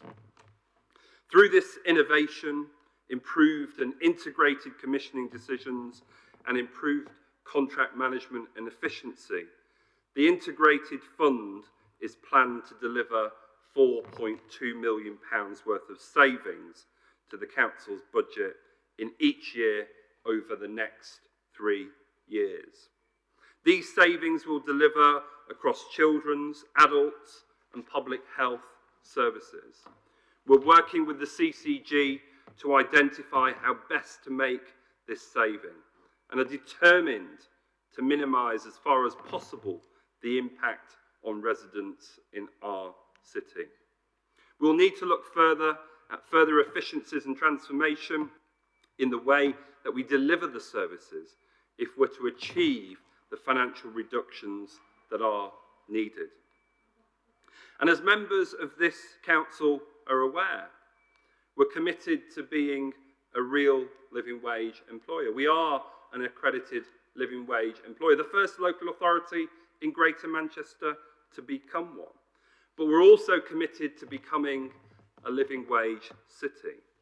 We believe passionately that tackling the scourge of low pay and poverty pay is a major factor in pulling people out of the poverty threshold, so that people do not have to make the choice between heating and eating. We therefore have a duty, wherever possible, to improve the terms and conditions of people that work in the city and where we can support care workers who deliver social care. And I'm aware that as a result of the uplift in the national minimum wage, care workers will see some improvement in their pay from the 1st of April of this year. But please note, that is not a living wage. That is the national minimum wage. However, this doesn't go far enough. And following consultation with our CCG, we agree that we need to make more progress on this agenda. And I'm able to announce that from the 1st of October this year, we'll be raising pay across the board for our care workers who deliver council services in the care sector, to £9 an hour.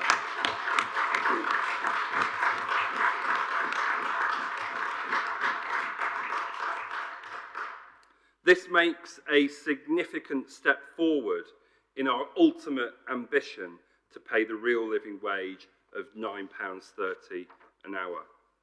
I'd like to go further and work towards paying the real living wage of £9.30 per hour also to those care workers on supported tenancies with learning disabilities contracts. So there's more to be done is all I'm saying on this agenda, but we are making progress. We see our care workers as critical to the future of our city. And we'll be seeking to identify resources in order to raise their pay to the real living wage from the 1st of October as a next step. This is a difficult process, but I fundamentally believe it's absolutely the right thing to do. Morally and ethically, our care workers are the front line. They deserve to be paid the real living wage. If I had the £4 million plus in this year's budget to be able to do that, I would indeed be doing that from the 1st of April. But unfortunately, off the back of the local government finance settlement from central government, we do not have enough to be able to do that, as well as pay for the budget pressures and the national minimum wage uplift from the 1st of April. Residents also routinely tell us that essential services such as street cleansing, highways maintenance, the upkeep of our parks, and the city's amazing open spaces are things that matter the most to them. And this month we have brought our technical services, things like the regulatory services, development and building control, property services, highways engineering, network management and construction services back in-house.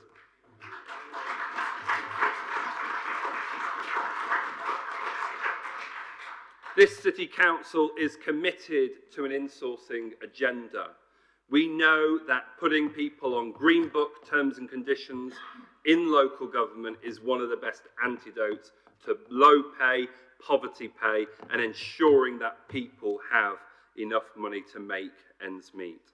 These services now will be under the direct control of elected members and our council managers, and they'll ensure continued delivery of these functions and at the same time achieve 1.2 million per annum savings towards the council's revenue budget. What a great achievement.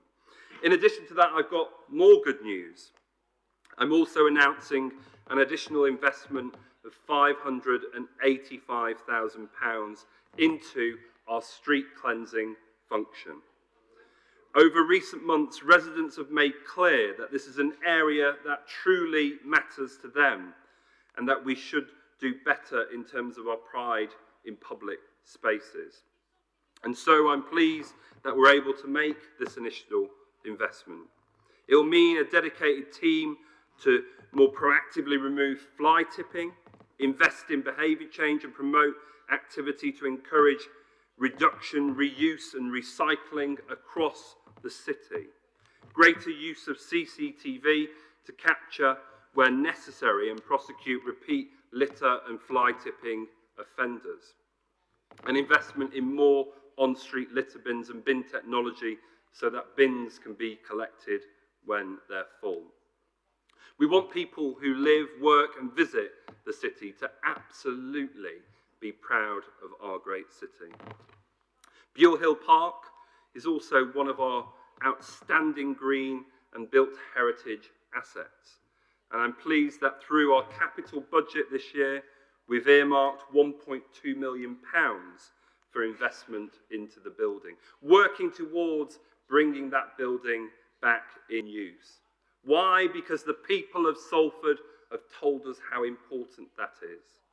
And it will not be enough, obviously, to fund the full scale of works required, but I hope it's a clear signal of our intent and commitment to this amazing asset, enabling us to leverage in other funds to secure its use and future for generations to come. And continuing on with the green agenda, I'd like to also thank Clear Channel for giving us £60,000 as an innovation fund to invest in the city's green agenda. The council will be working with one of our partners, City of Trees, to work with local people and young people to support initiatives to tackle climate change. Investing in the community of Salford is crucial. The spirit of Salford is one of our strongest and most remarkable assets. The enterprise, the resilience, the sheer tenacity of people in the city never ceases to amaze all of us in this council chamber. And this year I'm pleased to announce £250,000 worth of investment in a City Mayor's crowdfund challenge, a platform that will enable local communities to raise community support and funding for local activities, events and enterprises that will benefit their communities and their local area. This money is additional to the existing community devolved budgets provided through community committees and will provide support directly into our neighbourhoods. The crowdfund challenge will be launched hopefully at the beginning of summer, and I hope that communities across the city can participate in this. And if successful, I'd like to see this grow and develop over future years. We're only able to take this prudent long-term approach to manage our finances because of the passion, the discipline and the commitment shown by our council staff here at the City Council. They've delivered new service models, innovation and reform whilst maintaining the highest possible professional standards, an absolute pride and commitment to the people of the city of Salford. And I want to thank each and every one of them for that and for their commitment, because without them, many of the things we often talk about as politicians would never really be realised. We need to continue to deliver on this amazing level of service and passion if we're to deliver on the priorities and the financial challenges within this budget and also within the medium-term plan ahead. So I today commend this council chamber both the annual budget and the 3-year medium-term financial strategy, and together they deliver a prudent approach to managing the council's finances, whilst enabling us to support residents, especially the most vulnerable in our city, and also allowing us to invest in strategic priorities. And I recommend the budget to you all today. Thank you very much.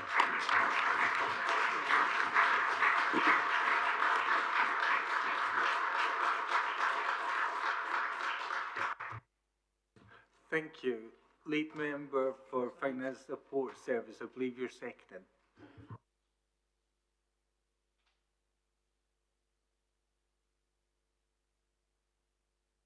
Any questions or comments, please? Can I just remind you that the more people that want to speak means the shorter presentation you might have to present to us. So, Councillor Robin Garrido. Thank you, sir. I will try and keep it as brief as possible.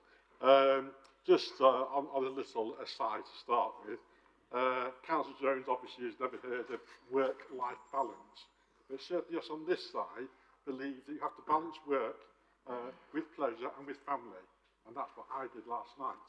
But if you care to look at my computer, at 1:10 past 1 this morning, I was dotting the I's and crossing the T's on my presentation for today. So I think I've got the balance just about right. Okay.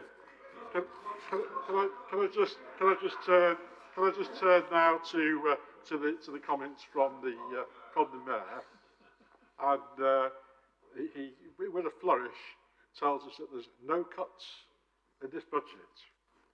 Well, members, you know why there's no cuts in this budget? It's because we now have a Conservative government, and because this Conservative government has made more money available to Salford, more money available to other councils, particularly those up and down the north. So let's have no magic wand from the city mayor that all of a sudden he's been able to come up with such a solution that there's no cuts. You know, he's done it with the help of the Conservative government. And I'll tell you this, it's going to carry on for year after year after year, and it'll carry on for the next 5 years because we'll have another Conservative government after that. Now, in terms of delivering, you've mentioned a lot of services, and I agree with all of them. Yeah. Right? No problem there. I'm really pleased that at long last, you've listened to what we've said in previous years at this budget meeting, and that is that we need to increase the amount of money for street cleaning.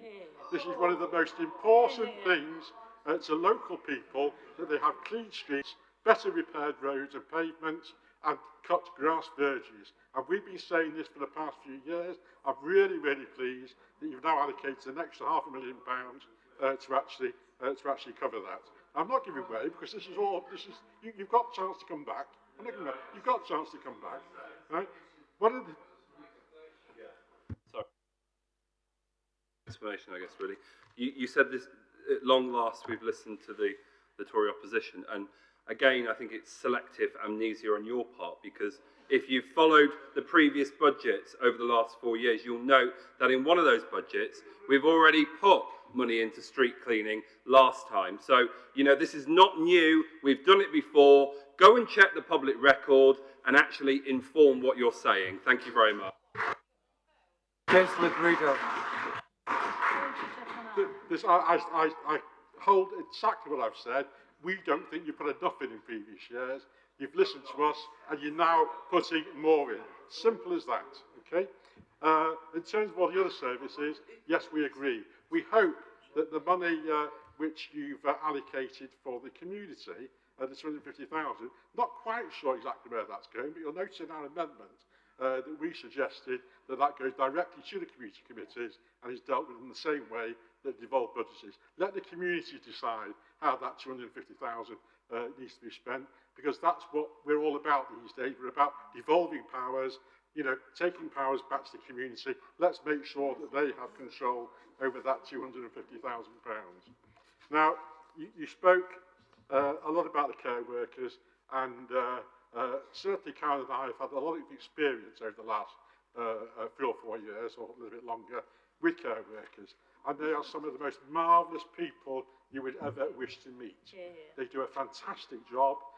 Not a job I would like to do, I'll be quite honest. I don't know how they manage to do it. But they're there day in, day out, having to do some of the most menial tasks in some cases, but also doing it with care and compassion. So I totally support any increase, and I would certainly support and argue with the government for further increases. I believe we're starting to get those increases in social care. As Councillor Saunders said earlier, extra £150 million announced this morning. I'm quite sure that we're going to have more and more money made available, and we can do better for our care workers. Totally support that. I'm a little bit amazed, City Mayor, because when you came to the Overview and Scrutiny Commission, I made a note of it on my electronic notes. You said council tax is a regressive tax. Well, yes, we agree with you. That's why we moved the amendment today, because we don't believe in regressive taxation. We believe in reducing the tax as much as possible whilst providing the services that we need to provide. I also said, when I moved the amendment earlier, that we would have liked to have torn up your budget, because we don't believe the starting point is right.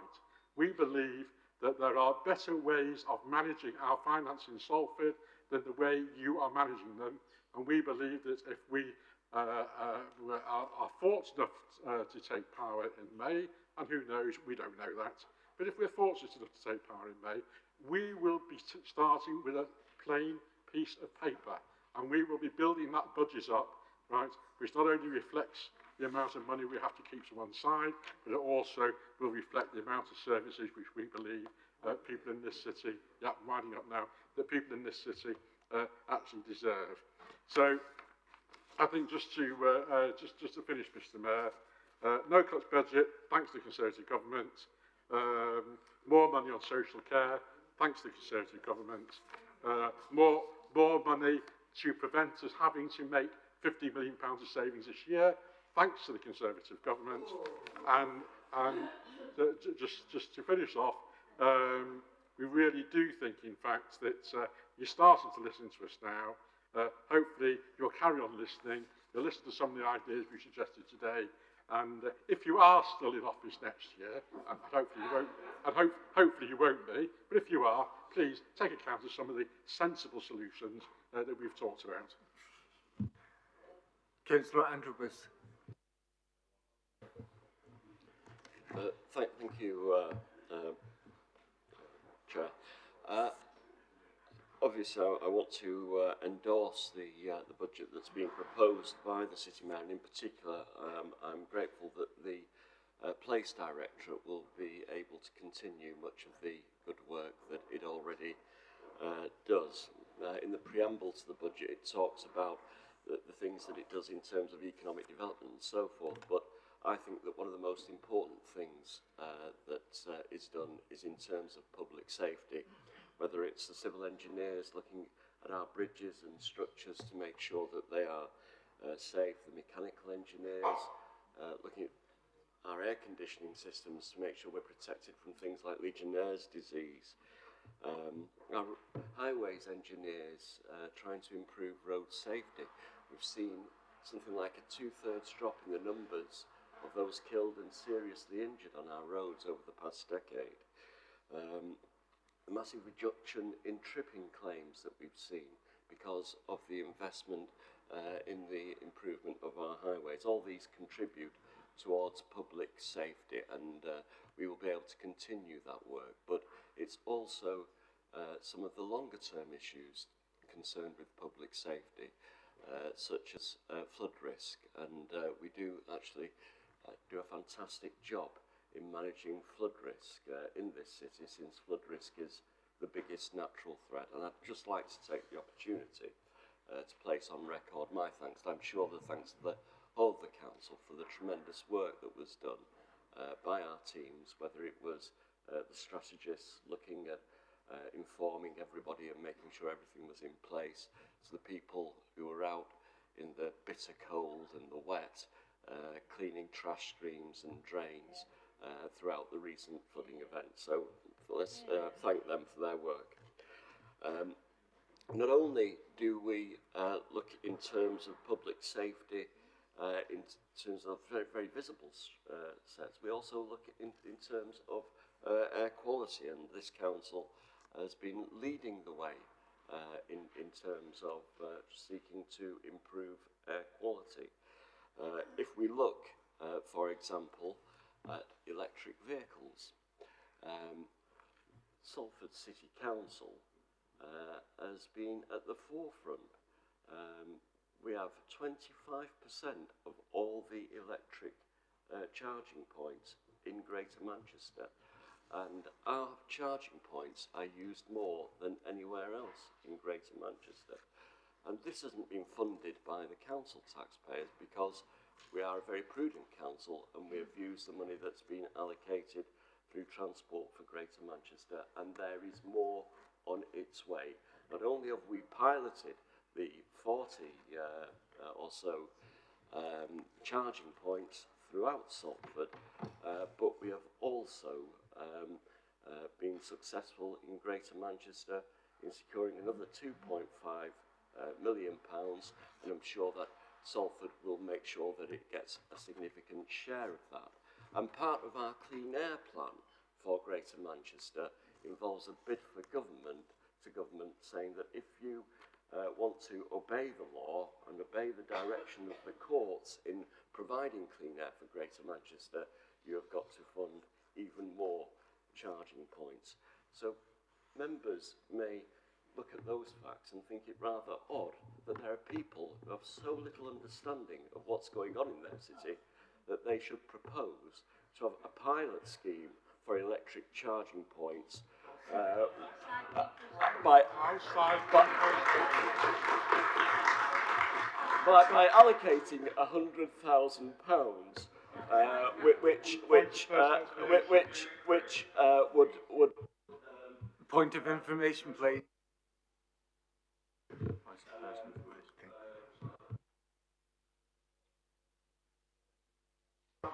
Councillor Anscombe, please take your seat. We will listen to the point of information.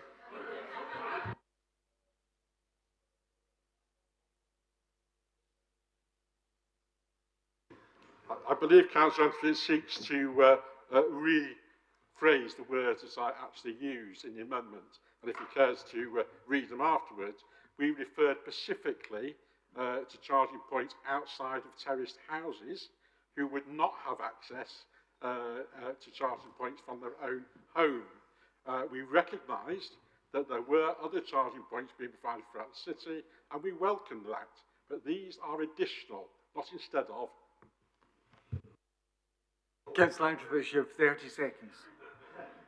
Councillor Greedo can't even read his own statement, which says extended pilot of electric vehicle charging posts across the city at a cost to the revenue account of £0.1 million. That's all it says.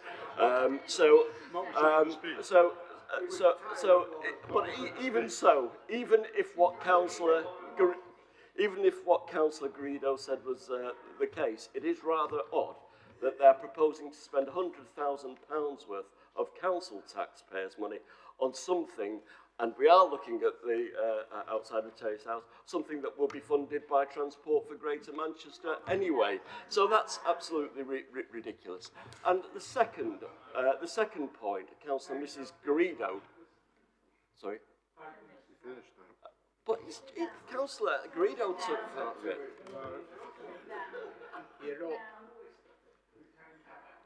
Okay. Thank you very much, Chair, and thank you for listening to me. And I hope that people can see that this budget looks after the long-term interests of the people of Salford and not short-term political game, which is what they're all about. Read the speech. Councillor Caton.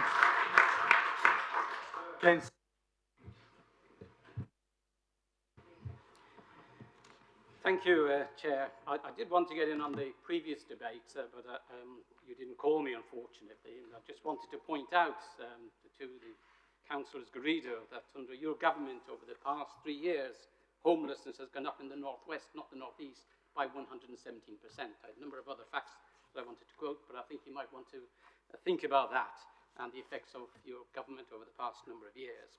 I very much welcome the Mayor's budget, and within the overall context of Tory vote, of Tory cuts, it's an imaginative, progressive and innovative budget, and it's been very much welcomed. But I want to concentrate in particular, the Mayor rightly said, that people are concerned about the street scene and where we live and so on. And the £585,000 for street cleansing, dealing with dumping all of the rest of it, is extremely welcome in my view, because a week rarely goes by that in my inbox, sometimes twice a week, somebody will get on to me and say, please, Councillor King, will you get this rubbish picked up? Now, this isn't the fault of the council. It's not the fault of the council staff or the bin staff. It's not even the fault of David Lancaster. It is the fault of a very small group of irresponsible, uncaring enviro criminals. And very often they dump this rubbish the day after the bin men have been there and collected it.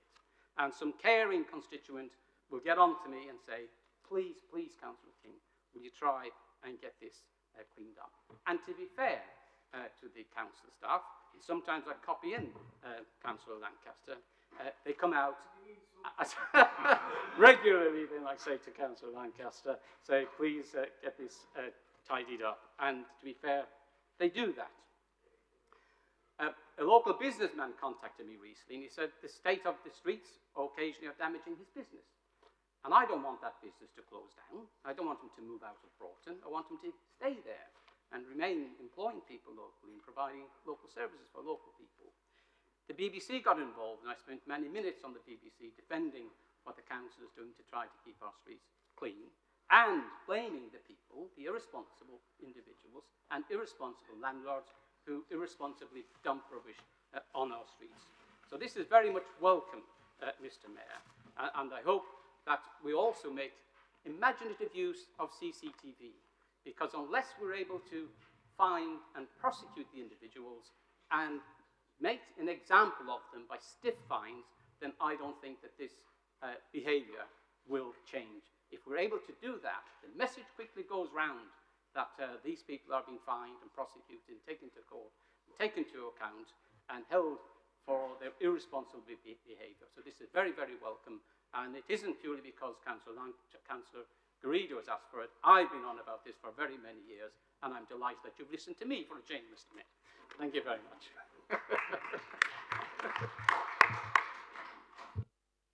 Thank you, Councillor King. Before we proceed, I have to say that if we allow 3 minutes per person, we're able to accept as many speakers as we have already. There are 8. That would allow us to finish on time, as the agenda is stated, unless otherwise somebody wants to suggest an extension. But I do have to remind people we have 3 other items of business on the agenda and a response to this budget. So we need to make a decision.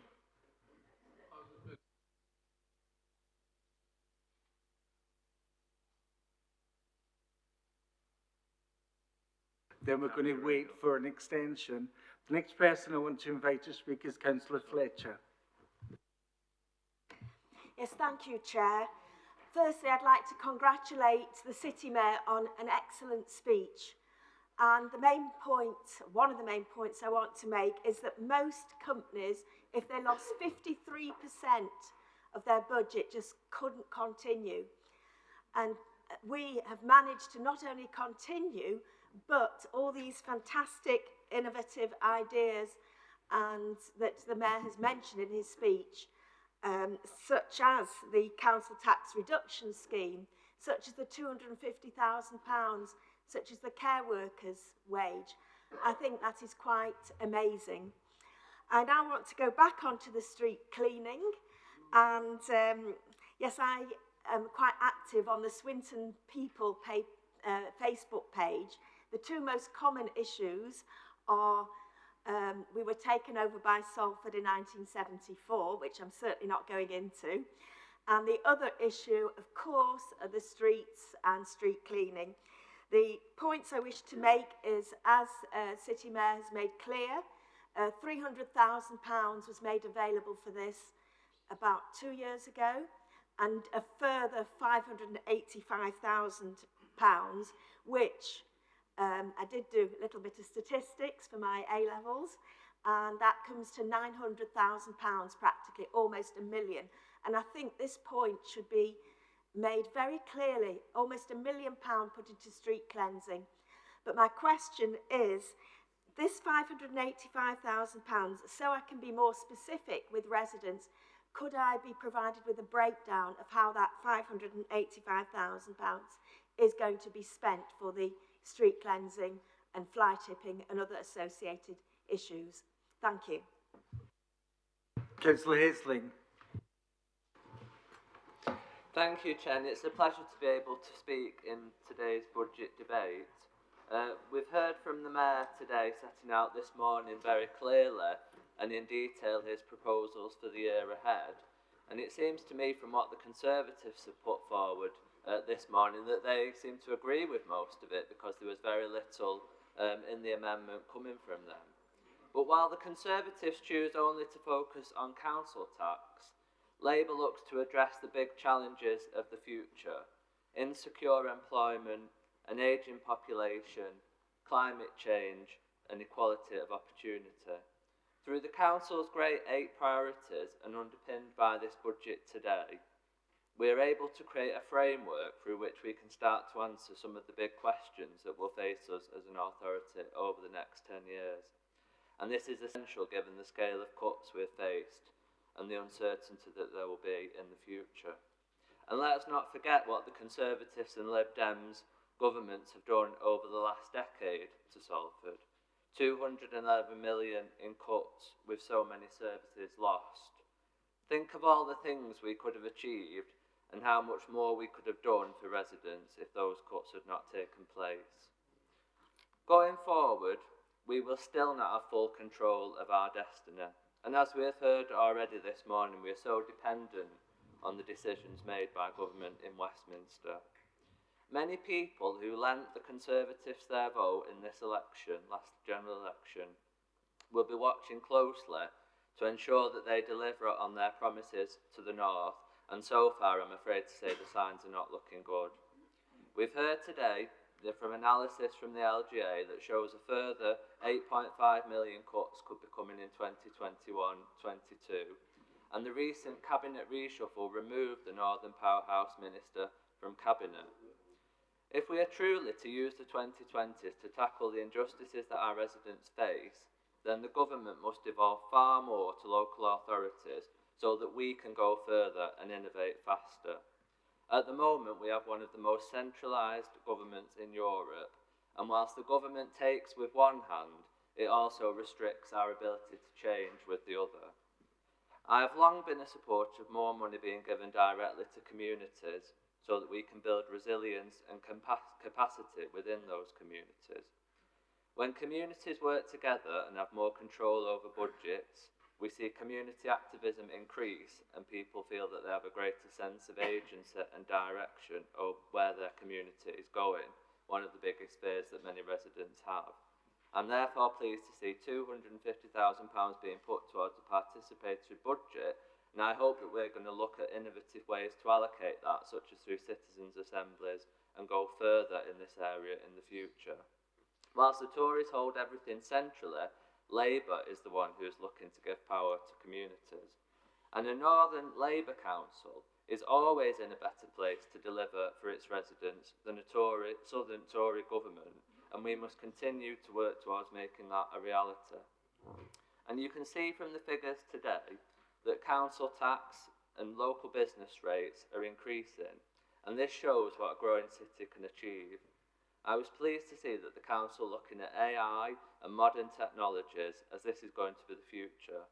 This council is also prioritising climate change and investment in solar farms and hydroelectric. But as we on this side of the chamber know, we also have significant social needs, and there needs to be an honest and open conversation between government, local authorities and residents about how we fund services in the future, particularly around a growing older population, as it is not sustainable to expect local authorities to shoulder these costs without the support of general taxation. The proposals today, I believe, demonstrate that we have a mayor who is listening to Labour councillors and residents. Many people have mentioned the fly tipping issue and the money going into that. There's also the issue about Buell Hill Mansion, which after 20 years of being empty, under this budget we are seeing measures to address this. Housing is also an issue that we're both passionate about, and over the last 4 years we've seen the creation of Derive, more money committed to this year, delivering genuine affordable homes for the people of Salford, although there is far more to do. Taking all these measures into account, this Mayor's budget sets out a clear platform for the future, and I'm therefore happy to support it today. Councillor Mrs. Garrido. Yes. Councillor Mrs. Garrido.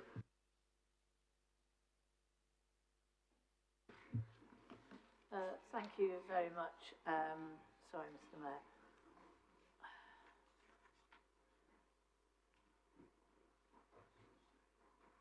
It was great today not to listen to our city mayor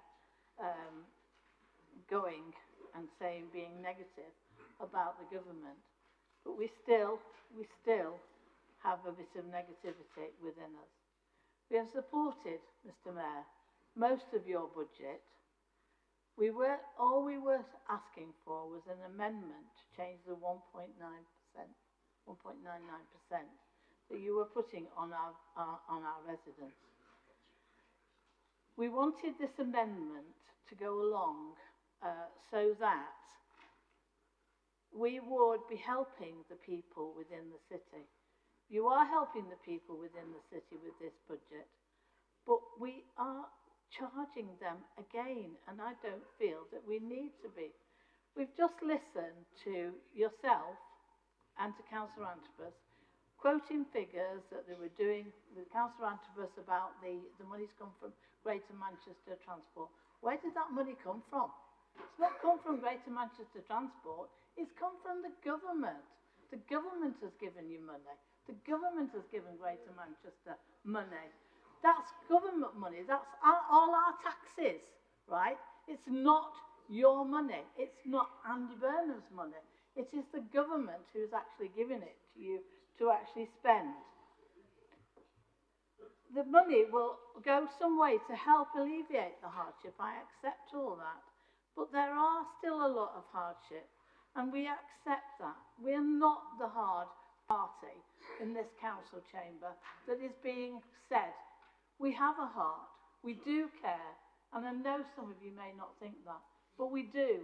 As local people, we care about the suffering in Salford. We care about the poverty that's going on. We care about people who are not going to school, right, because they need Tampaxes or pads, right? We understand all that, and we care about it. And it really infuriates me when I come into this council chamber and you put that label on me. I have always cared. I have always been a caring person. And I am sick to death of it. And I'm also sick to death of being saying we've not been scrutinised. We are 8 of us. There's 50 odd of you, right? There's 8 of us. We work very hard to put a budget together. We'd love to put a budget together, but all we can manage was an amendment. And that was with the great help of the officers, because without their help, we wouldn't have been able to do it. I'm glad to hear the Mayor saying that we're a growing and prosperous city. Everybody has to be involved in this. We have to allow the people out there to grow and not to keep knocking them down. You lost the election, I'm afraid, because you were telling them how negative it was, how bad it was. And I have to say one thing and one thing only, right?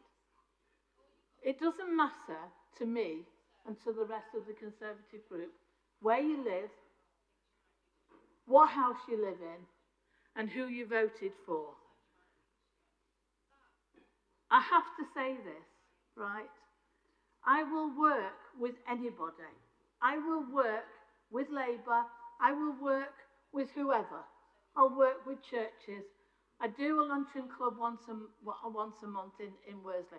You're all going to say, why do people in Worsley need help? They do. They're property rich, right, but have no money. They work for engineers, thank you. They work for an engineering company.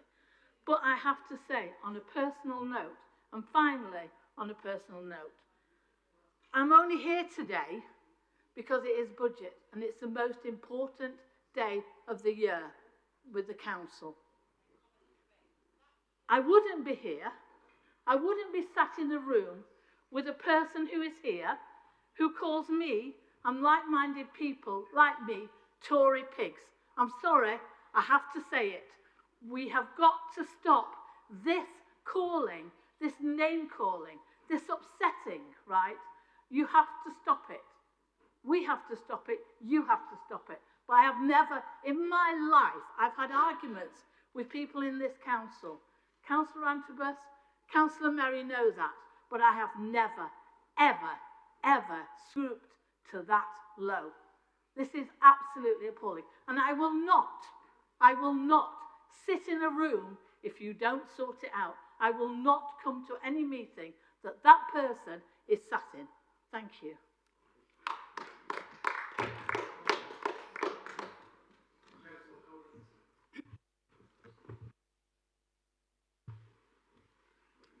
Thank you, Chair. I wanted just to make a few comments, first of all, really in relation to what Councillor Lewis was saying before. These are general comments before I actually ask a question. As far as the Conservative government is concerned, we are increasing school funding by 14 billion, with those areas historically underfunded receiving the greatest increase. But also, and very importantly, salaries for new teachers are going to be increased to £30,000 a year by 2022-23, and we are funding increased contributions into the teachers' pension scheme so that school leaders can focus as much of their resources as possible on the front line. We are also going to be expanding alternative provision schools for those who have been excluded, and will deliver more school places for children with complex special educational needs. As far as raising a family is concerned, a new £1 billion fund is going to be established to help create more high-quality, affordable childcare including before and after school and during school holidays. But my concern at the moment is with relation to the dedicated school grant allocation. Because as you know, you may or may not know, it's split into 4 funding blocks, one of which is the high needs block. And the funding blocks are actually ring-fenced, but the local authority retain limited flexibility to transfer 0.5% of their schools block funding into another block with the approval of Schools Forum. The local authority, I believe, consulted with schools and academies regarding the transfer of 0.5% funding from the schools block to the high needs block, as they did last year and the year before, due to the increased demand for high needs provision. But the Schools Forum did not approve this transfer for 2020-2021. My concern is that one of our few Ofsted rated outstanding special schools in Salford have been commissioned to take extra pupil numbers, commissioned by the local authority to take extra pupil numbers, and have had to employ more staff. But it looks as if, because this funding is not going to come through, I want to know where the money is coming from, because at the moment they are nearly £250,000 down. Thank you. Information. Councillor Lewis. Thank you. I'm not doing one of these, so I hope I'm doing this properly, because I just wanted to, you addressed the point about school funding, so I just wanted to give briefly some statistics just to clarify what I said about the cuts to school funding. 83% of schools still lose out next year because of government cuts. The cuts affect children in 147 of 150 local authorities in England. 16,523 schools will have less money per pupil in 2020 in real terms than they had in 2015. And in secondary schools serving the most deprived intakes, cuts per pupil average £509 per year, but in secondary schools... Councillor Lewis, point of information. Councillor Bailey. Thanks, Mr Mayor. I just want to commend the City Mayor, Councillor Hines and their team, including the officers, on this historic no-cuts budget. What you have heard from our City Mayor just then is no dogma, no political posturing, just hard economic truths and a real pragmatism rooted in the day-to-day grind of our city's people. And it is a budget committed to the priorities of our people. I know the good folk of Pendlebury, Agecroft and Clifton will especially welcome the additional £585,000 to the Clean Streets projects. On the 1974 point made by Heather, I mean, they are some of my favourite conversations on the doorstep with elderly residents who want to roll back the clock to 1974 and declare independence from Salford. And to be honest, if the Tories win in May, I might join them. But in all seriousness, my residents take great pride in where they live, in their community, and I'll be sure to keep on reminding them that this council is on their side. Given the tough economic circumstances this council is operating in, a no-cuts budget, in my opinion, should be renamed a people's budget. The progress made in uplifting the pay of our care workers, our insourcing agenda, demonstrates the scale of ambition of this council. It shows that whilst Councillor Ferguson may no longer be with us, his legacy of putting workers at the heart of everything we do lives on. So, Mayor Dennett, let us say loud and clear, our Salford Labour Party are not the bearers of doom and gloom. We are not the naysayers, we are the optimists, the doers, that with the support of our residents, we will enter this new decade committed as ever, re-energised and once again delivering for our people. Thank you. Councillor Saunders. Thank you, Chair.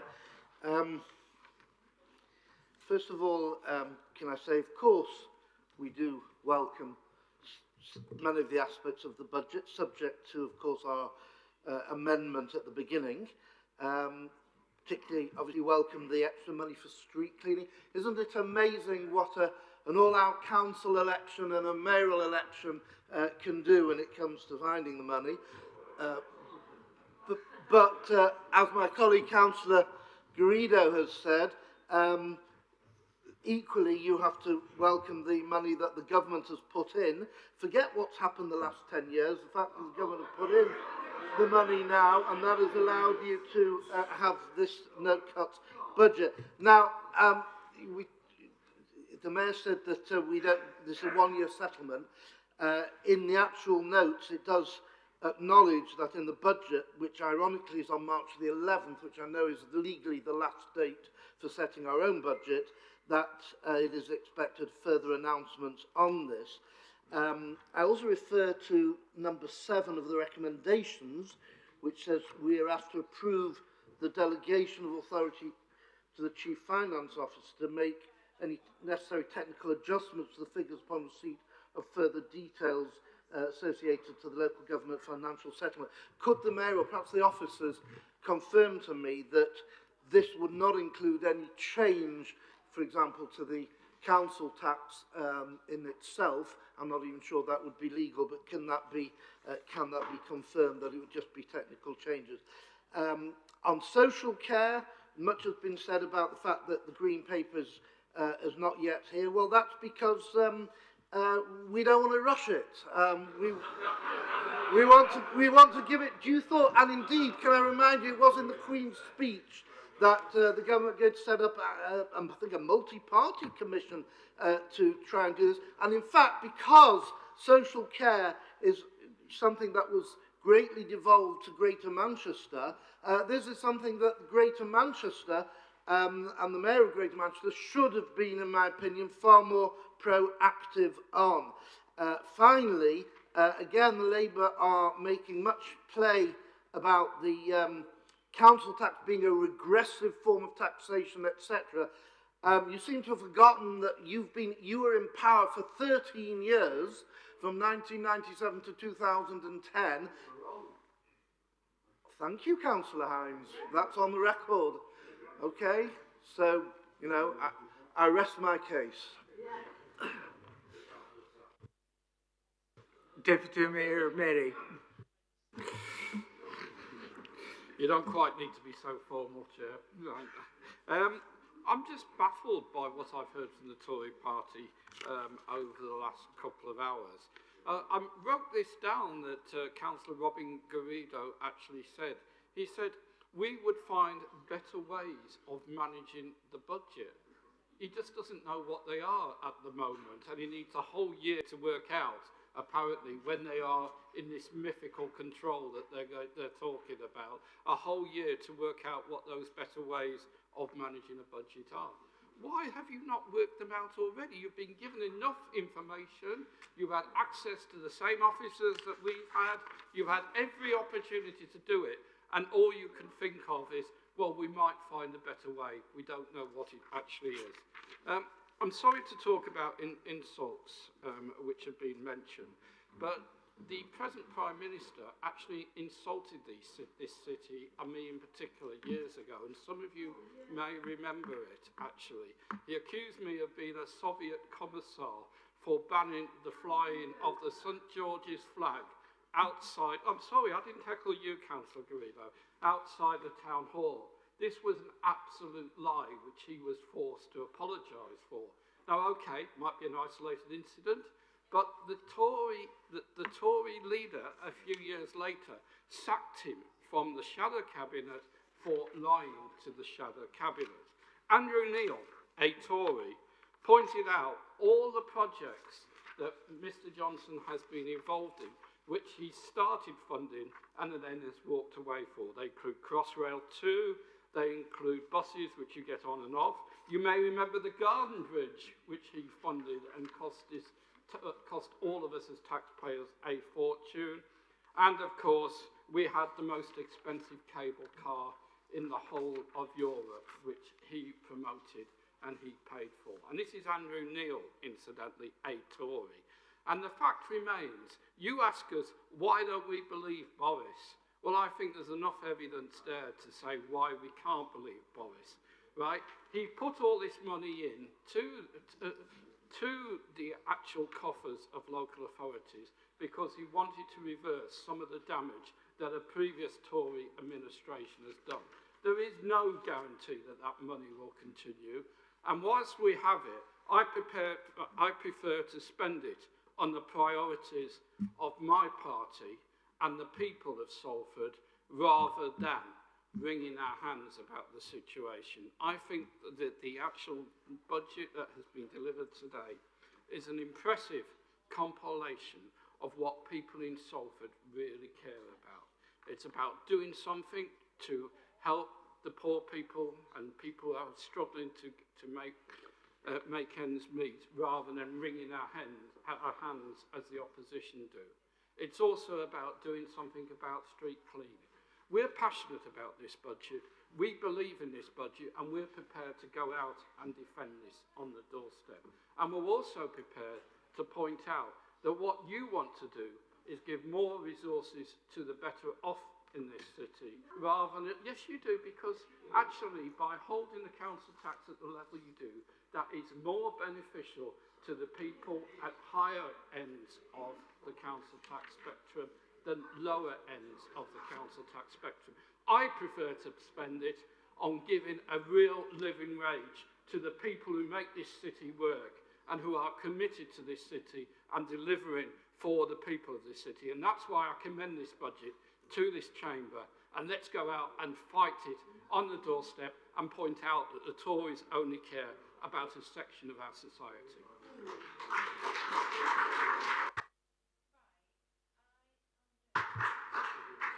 Councillor Wade, would you like to come back in? You were preparing for this part of the question. Yes, thank you. Thank you, Chair. I was merely going to point out the benefits that this budget would give to ordinary people living in our communities and how we would lose all of that if the amendment was carried.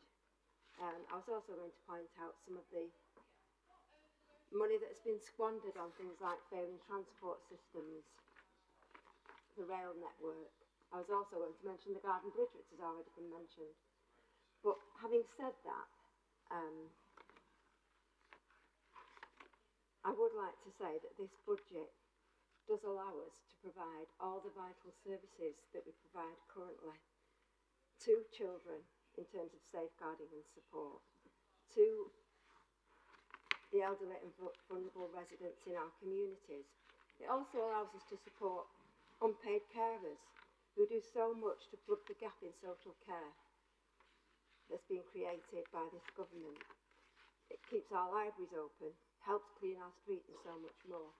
And the extra funding for street cleaning has already been discussed, but I did want to address that, particularly in the area of Weaston Seedley, where we have lots of fly tipping. But I also think this budget is only possible because of wise historical decision making, good husbandry and careful management of financing, in spite of 10 years of government cuts. I think, looking at where we are now in Salford, that we're able now to set a no-cuts budget. I just think, I wonder where we would be, what we could have been possible without 10 years of cuts. If taxpayers' money had been delivered, directed into public services rather than being wasted on vanity projects.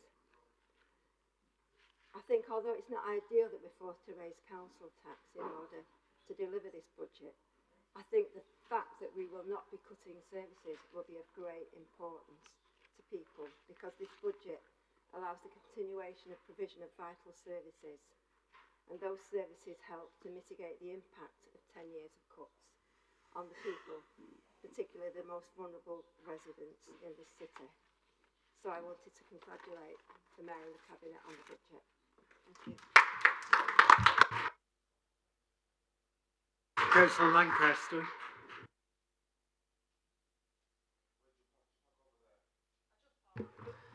First of all, before I go to the budget itself, can I just make comment on Councillor Saunders' comments? I expected his comments because he's raised it before about frequency of bin collection. Can I remind you that bin collection in this city are a weekly collection, not a 3-weekly collection. One bin, the black bin, is collected every 3 weeks. The food waste is collected every week. And that is something which you have to recognise as important. And to say, I got some figures out because I expected the questions. To go back to fortnightly black bin collection, it cost an extra 2.9 million. I also asked for how much that would cost to go back to a weekly collection. That would cost us 6.9 million. I think you've got to make your mind up where you stand on recycling clearly, because recycling, if you want to encourage it, which is what we ought to be doing, you shouldn't be encouraging black bin collection for everything going back into one bin, because it just would not work and you wouldn't get the recycling rates which you currently got. In fact, the Conservatives at the moment are actually under the Green Paper which they've published. They're talking about an extra bin collection as well for food waste separately from the green waste. That'll put an extra cost as well. So where is he going to counsel us on when I'm looking for the debate, when you're not today, which you're saying you're going to give notice of, where you're going to find the extra money which is needed to go to fortnightly collection, and more importantly, what you're going to do about recycling in the city, because it's deplorable, it's not deplorable, 40-odd% recycling rate isn't good enough. What we ought to be doing is pressing for the maximum recycling rates, and that's something I could feel very strongly about. We talk about our environment. That's the important factor in our lives and in our children's lives, and we have to make sure that we recycle. Look at the flooding which is occurring in the country at the moment. You can't ignore those sort of events, and we clearly, environment to me is a crucial one. Can I briefly talk to the proposals about in the budget and the increase in budget on cleaning? I wanted to start off just briefly telling you that there was 1,072,000 fly tipping incidents in England alone, an 8% increase on the year before. I've also got, and I'll provide you with these figures, the monthly figures for in 2000 in Salford. And there in Salford, it's a 2% increase. That's bad enough, but it's still 2%, and it's lower than the national average. I feel quite strongly it's nice to have the increased budget. It wouldn't have been the choice I would have spent the money on, but I'm forced into that situation. Fly tipping is a scourge on the country, and it's something which we have to react to, and we have to do something about.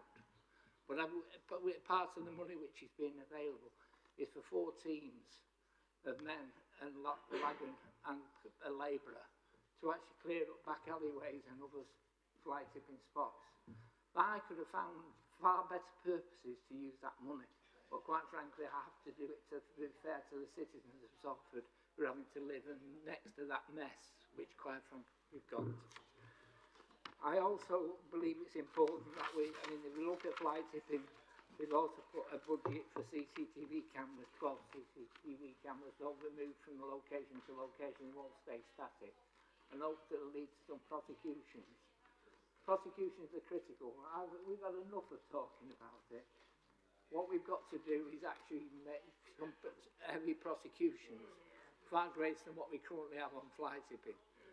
We'll also have 4 behavioural change officers as well. We'll go into schools and talk to communities on debris and communities about recycling and the importance of recycling. But I've got to emphasise to everybody, it's not black bins which are crucial. It's make sure that you respect your community where you live. Stop fly tipping. Be proud of your city and want a clean city which we can have. And we can pump that investment which we're getting today into real street cleaning instead of having to react to people who can't be reasonable citizens. Yeah. Councillor Gina Reynolds. Right, thanks, Chair. I will be pretty brief. I obviously welcome this no-cuts budget. I think it's a marvellous achievement considering the economic climate, and I'd like to thank the City Mayor, colleagues and all the officers involved for achieving this. I'm particularly delighted at the improvement in our care homes over the past year, that we now have only 17% that requires improvement and non-inadequate for the first time in the history of this city.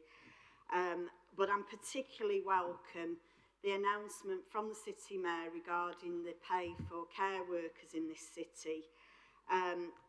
It's not as far as we would like, but it's certainly a really good start to improving their quality of life.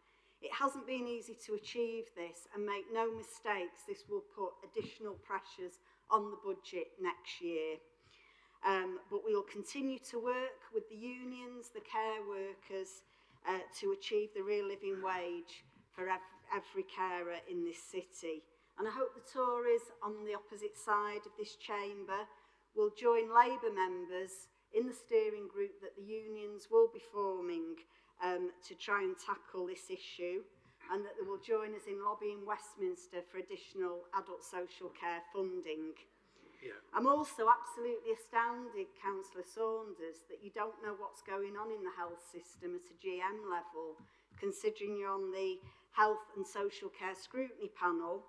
Andy Burnham is heavily involved in adult social care.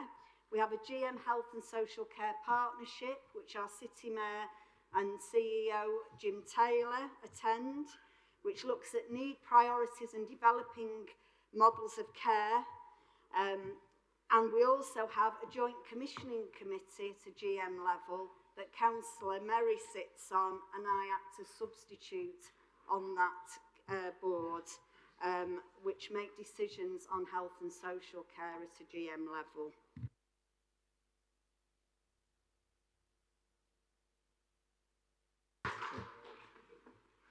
Councillor Hines, you reserve your right to come back. Would you like to do that?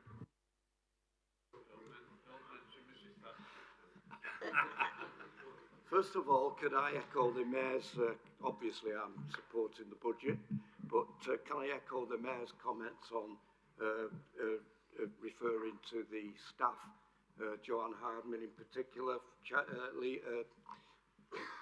Finance Officer, Debbie Brown, and her team, who have worked tirelessly to bring about and help me and Paul in presenting the budget.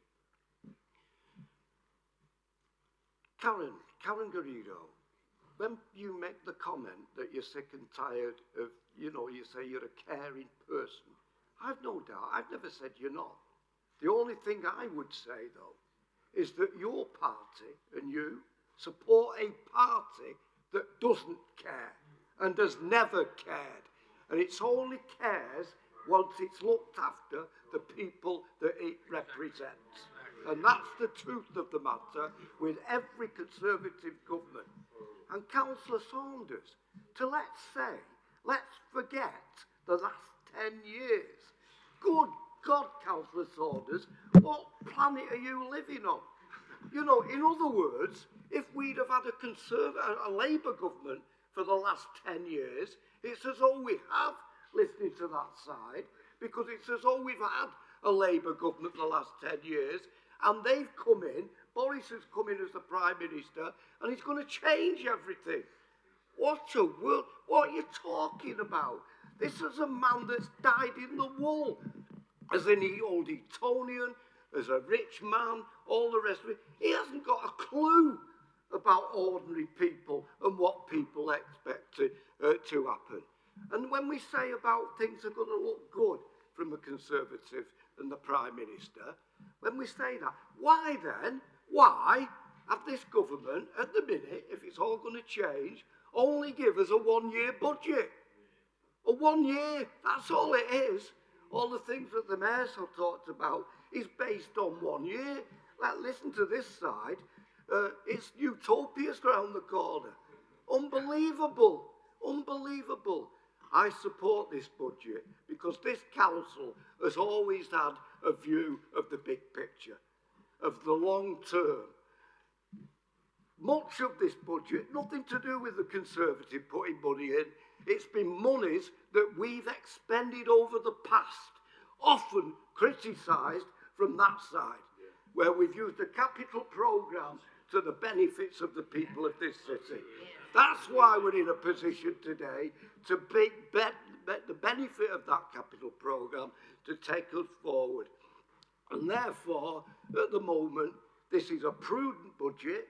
It's a budget where we've given something, a lot, as we've talked about with the environment and street cleaning. And by the way, I don't know we've ever employed anybody that drops litter in this council.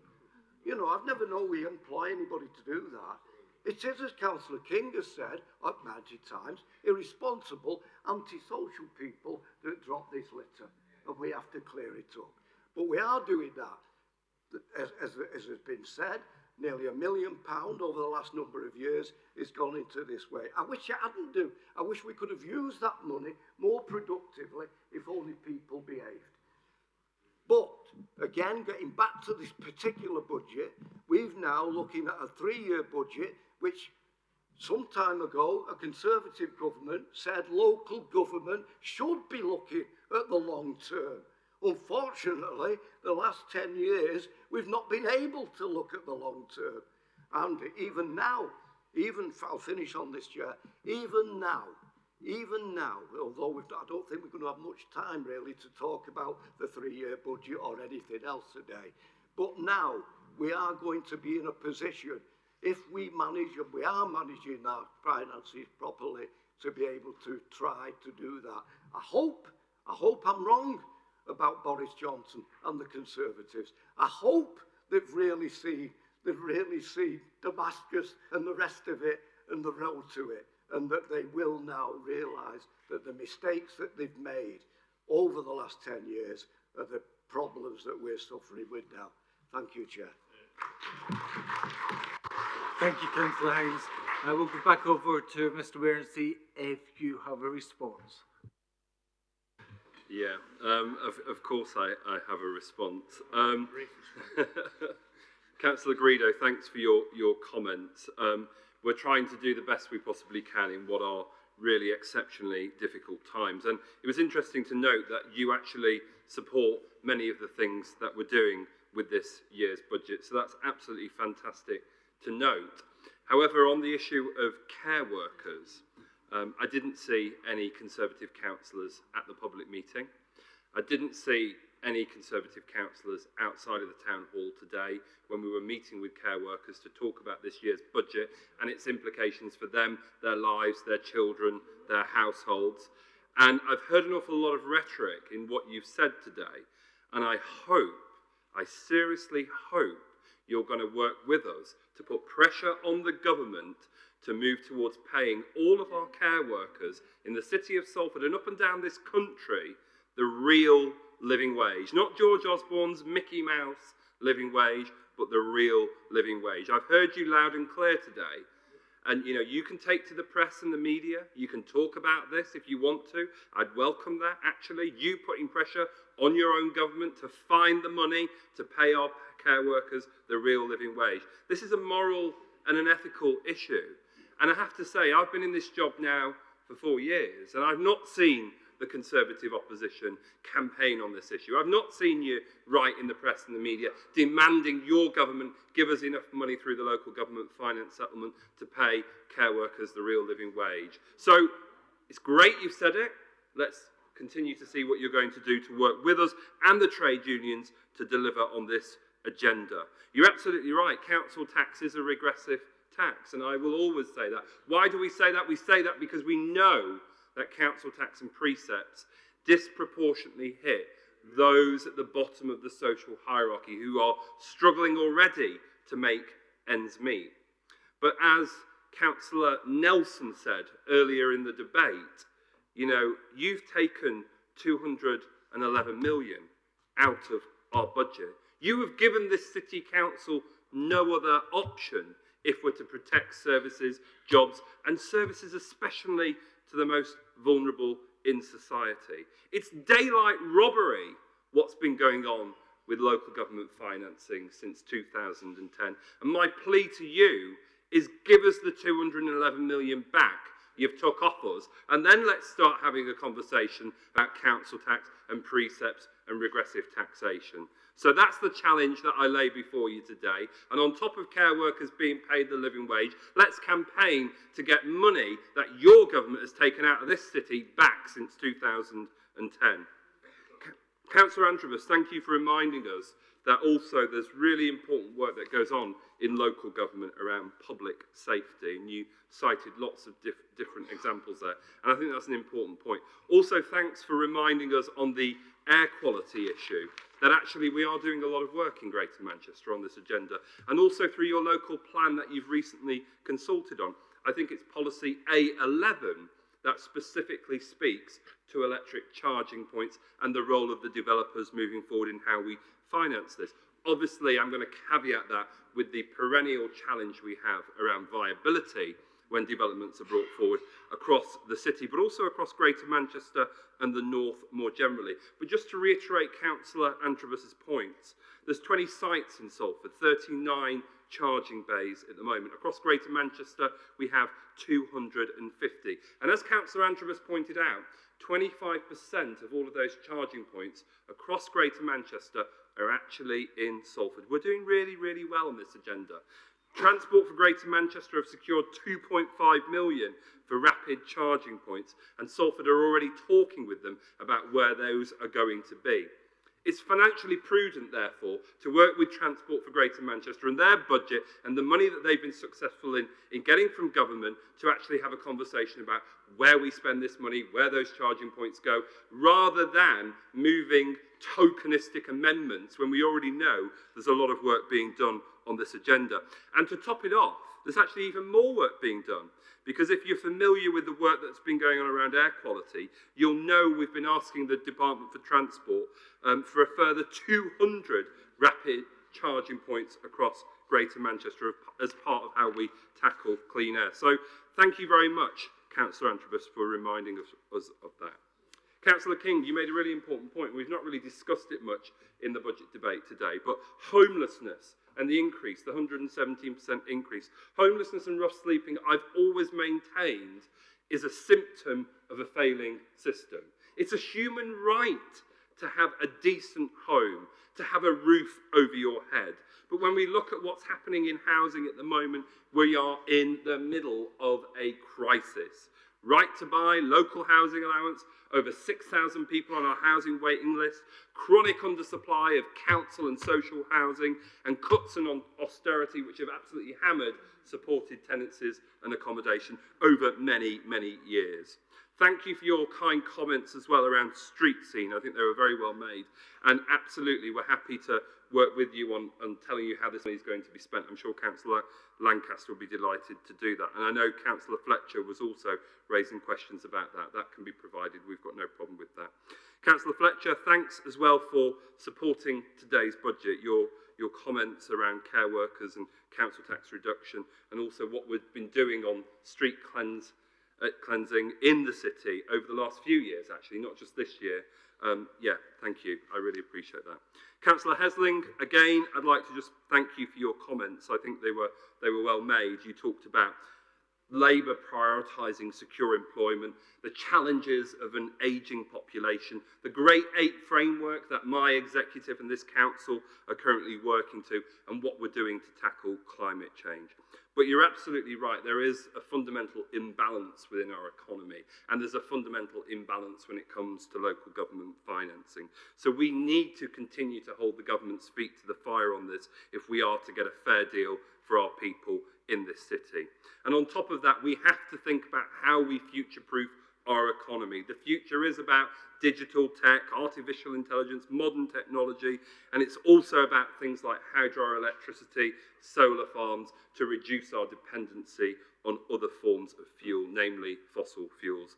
And you're also rightly pointed out, Derive, in this budget we're committing another £3 million to building council houses in the city of Salford, which is absolutely fantastic news. Councillor Gredo, I won't really go over all of your comments.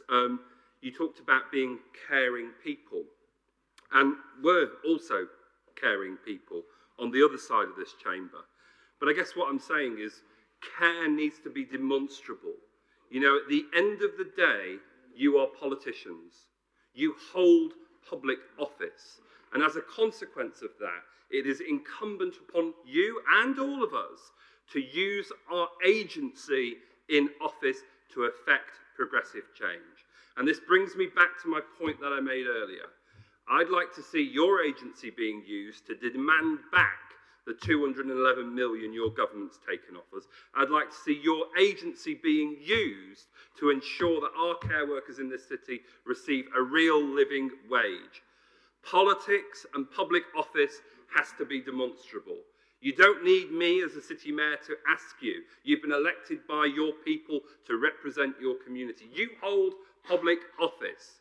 You can take to the media, you can take to the press, you can put pressure on your government, you can lobby informally. There's a raft of different things you can do. And I just ask you, please do it in the interest of the people of this city. Because what's happened since 2010 is absolutely scandalous. And then on the point of language, I agree with you. I think all of us have to be careful about our language. This city council has a social media policy, and off the back of complaints recently made to me, I've reaffirmed the importance of that policy to every single member of the Labour group. And I know the example you specifically talk about, and that's also been referred to our Chief Whip. But I'd just like to remind you about language and language used by politicians, because in August 2018, in the Telegraph, your Prime Minister said it's absolutely ridiculous that people should choose to go around looking like letterboxes. In 1998, in the Telegraph, writing about the resignation of Peter Mandelson, Boris Johnson said the announcement would lead to the bumbling of tank-topped bum boys in the Ministry of Sound nightclub. And then when we also look at an open editorial piece in the Telegraph by Boris Johnson, he writes about describing the people of Congo as having watermelon smiles. Language is absolutely important, Councillor Garrido. Every single politician, be they in national government, local government, or in our city regional councils, it is incumbent upon them to be cognizant of their use of language and language use. And we will do our utmost to tackle those things. I've already acted on many of the points you've made, so I just want to reassure you of that. But let's just acknowledge that language used by politicians up and down the country is not in a great place at this point in time. I'm being told I need to hurry up, sorry. Councillor Collinson, I think in the interest of time, Councillor Merry will talk to you about DSG and obviously the high needs block of the very specific question you asked. Councillor Bailey, thanks for your comments on economics and pragmatism and your kind words about my budget today. I really appreciate that. In terms of Councillor Saunders asking a very technical question about the Section 151 officer, I can confirm that those will only be technical. They won't be significant amendments to the proposals before Council today. Councillor Merry, thank you for your comments as well on the budget. Councillor Wade, the same. Councillor Lancaster, thank you for reminding us about the importance of recycling and how fly tipping is absolutely the scourge in our communities up and down this country. And we do need to do better recycling and tackling fly tippers. Obviously, we are putting more money into this, but let's see how that... And I hear loud and clear, you don't really want to do this, you'd rather spend money on other things, but we have to do that at this point in time. Thank you, Councillor Reynolds, as well, for your kind comments about care workers and what we're doing. And thank you, Councillor Hines, for reminding us all that this is only a one-year budget. The Tories talk as though there's some sort of land of milk and honey and utopia around the corner, but absolutely, we do not know what is around the corner at all. And I'm really, really concerned. But we've heard it today in this chamber that the Tory opposition are going to campaign with us to get our £211 million back, and they're also going to campaign to make sure our care workers in the city get their real living wage. Thank you very much.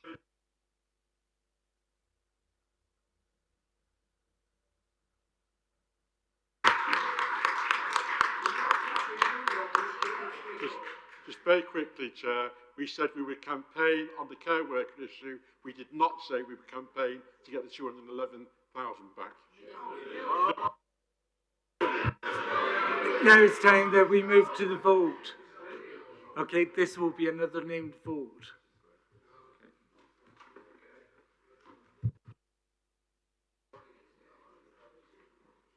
If you're, yes, for or against the City Mayor's budget. City Mayor Dennett. For. Councillor Antrobus. For. Councillor August. For. Councillor Bailey. For. Councillor Barnes. For. Councillor Bellamy. For. Councillor Bentham. For. Councillor Boschel. For. Councillor Brocklehurst. For. Councillor Birch. For. Councillor Kamel. For. Councillor Cohen. Councillor Collinson. Councillor Critchley. Councillor Dawson. Councillor Dickman. Councillor Edwards. Councillor Fletcher. Councillor Karen Garrido. Councillor Robin Garrido. Councillor Hamilton. Councillor Hesling. Councillor Hines. Councillor Humphreys. Councillor Jolly. Councillor Jones. Councillor Kelly. Councillor King. Councillor Lancaster. Councillor Lewis. Councillor Linden. Councillor McCusker. Councillor Mashiter. Councillor Merry. Councillor Morris. Councillor Nelson. Councillor Kuranziza. Councillor Gina Reynolds. Councillor Neil Reynolds. Councillor Ryan. Councillor Saunders. Councillor Sharp. Councillor Turner. Councillor Wade. Councillor Walker. Councillor Joan Walsh. Councillor John Walsh. Councillor Ward. Councillor Warmisham. Councillor Warner. Councillor Ronnie Wilson. I can confirm that the motion is carried. The motion is carried. Now, the next three agenda items are being presented by Councillor Hines. In the interest of time, we've already extended the meeting time. We'd like to finish at 1 o'clock using that extension. So, Councillor Hines, can you address the three issues? And then we can come back in with any questions or comments. Thank you. Councillor Hines.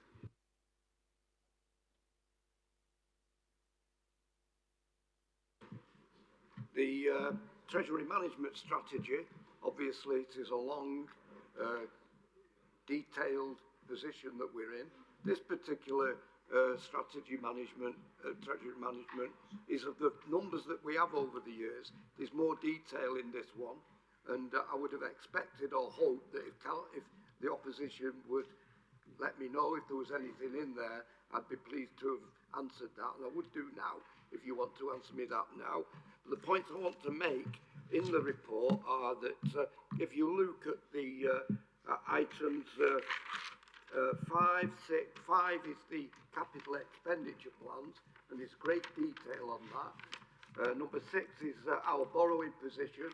Again, there's great detail on that. Number 7, investments, because that's key to us, that any surplus monies that we have at that time, we can invest, or that we need money for day-to-day spending, for example, liquidities. And then the number 8, it states the objectives of what we're about, and then there's a number of appendices in there.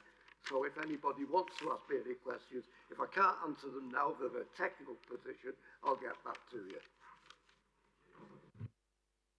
Thank you, Councillor Hines. Do we have any questions or any comments, and could you limit them to 3 minutes only? Councillor Garrido. Are we just doing number 5 now? Yes, okay. Yeah, very, very briefly, we support the report. Clearly, it's a way of managing, and I think we're a very professional team in terms of the way we actually manage our finances and so on. We do have concerns, I'm not going to spend time talking about them now, but we do have concerns about the level of borrowing, which is nearly up to £1 billion of unsecured borrowing, huge amount. We do have concerns about the capital being spent on blocks of offices and so on, but this is something we'll take up at another occasion rather than today.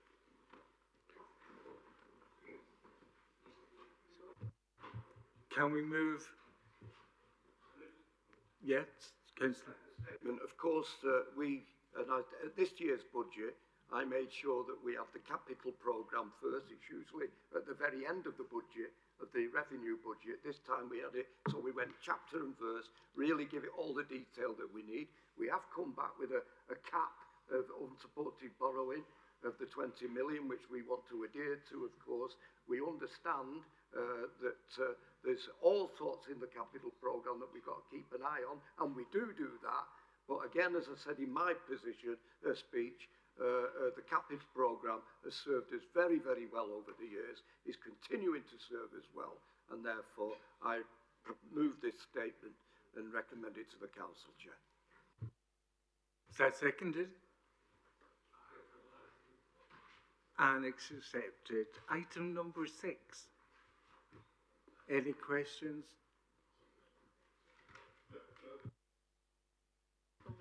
Thank you, Chair. First of all, we support this particular item. Well, sorry, let me rephrase that. We would like to support this particular item. We're actually going to abstain on it, and I'll give you the reasons. I'll give you the reasons very, very quickly. We believe there should be a 3-year programme.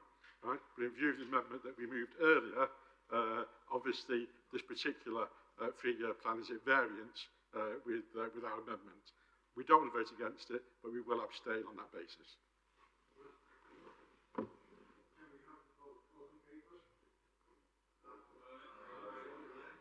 Abstain. Abstain. Vote against, no. Abstain.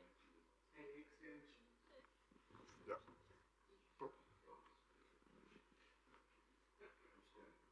Yes. Item number 7. Any questions? Any comments? All those in favour?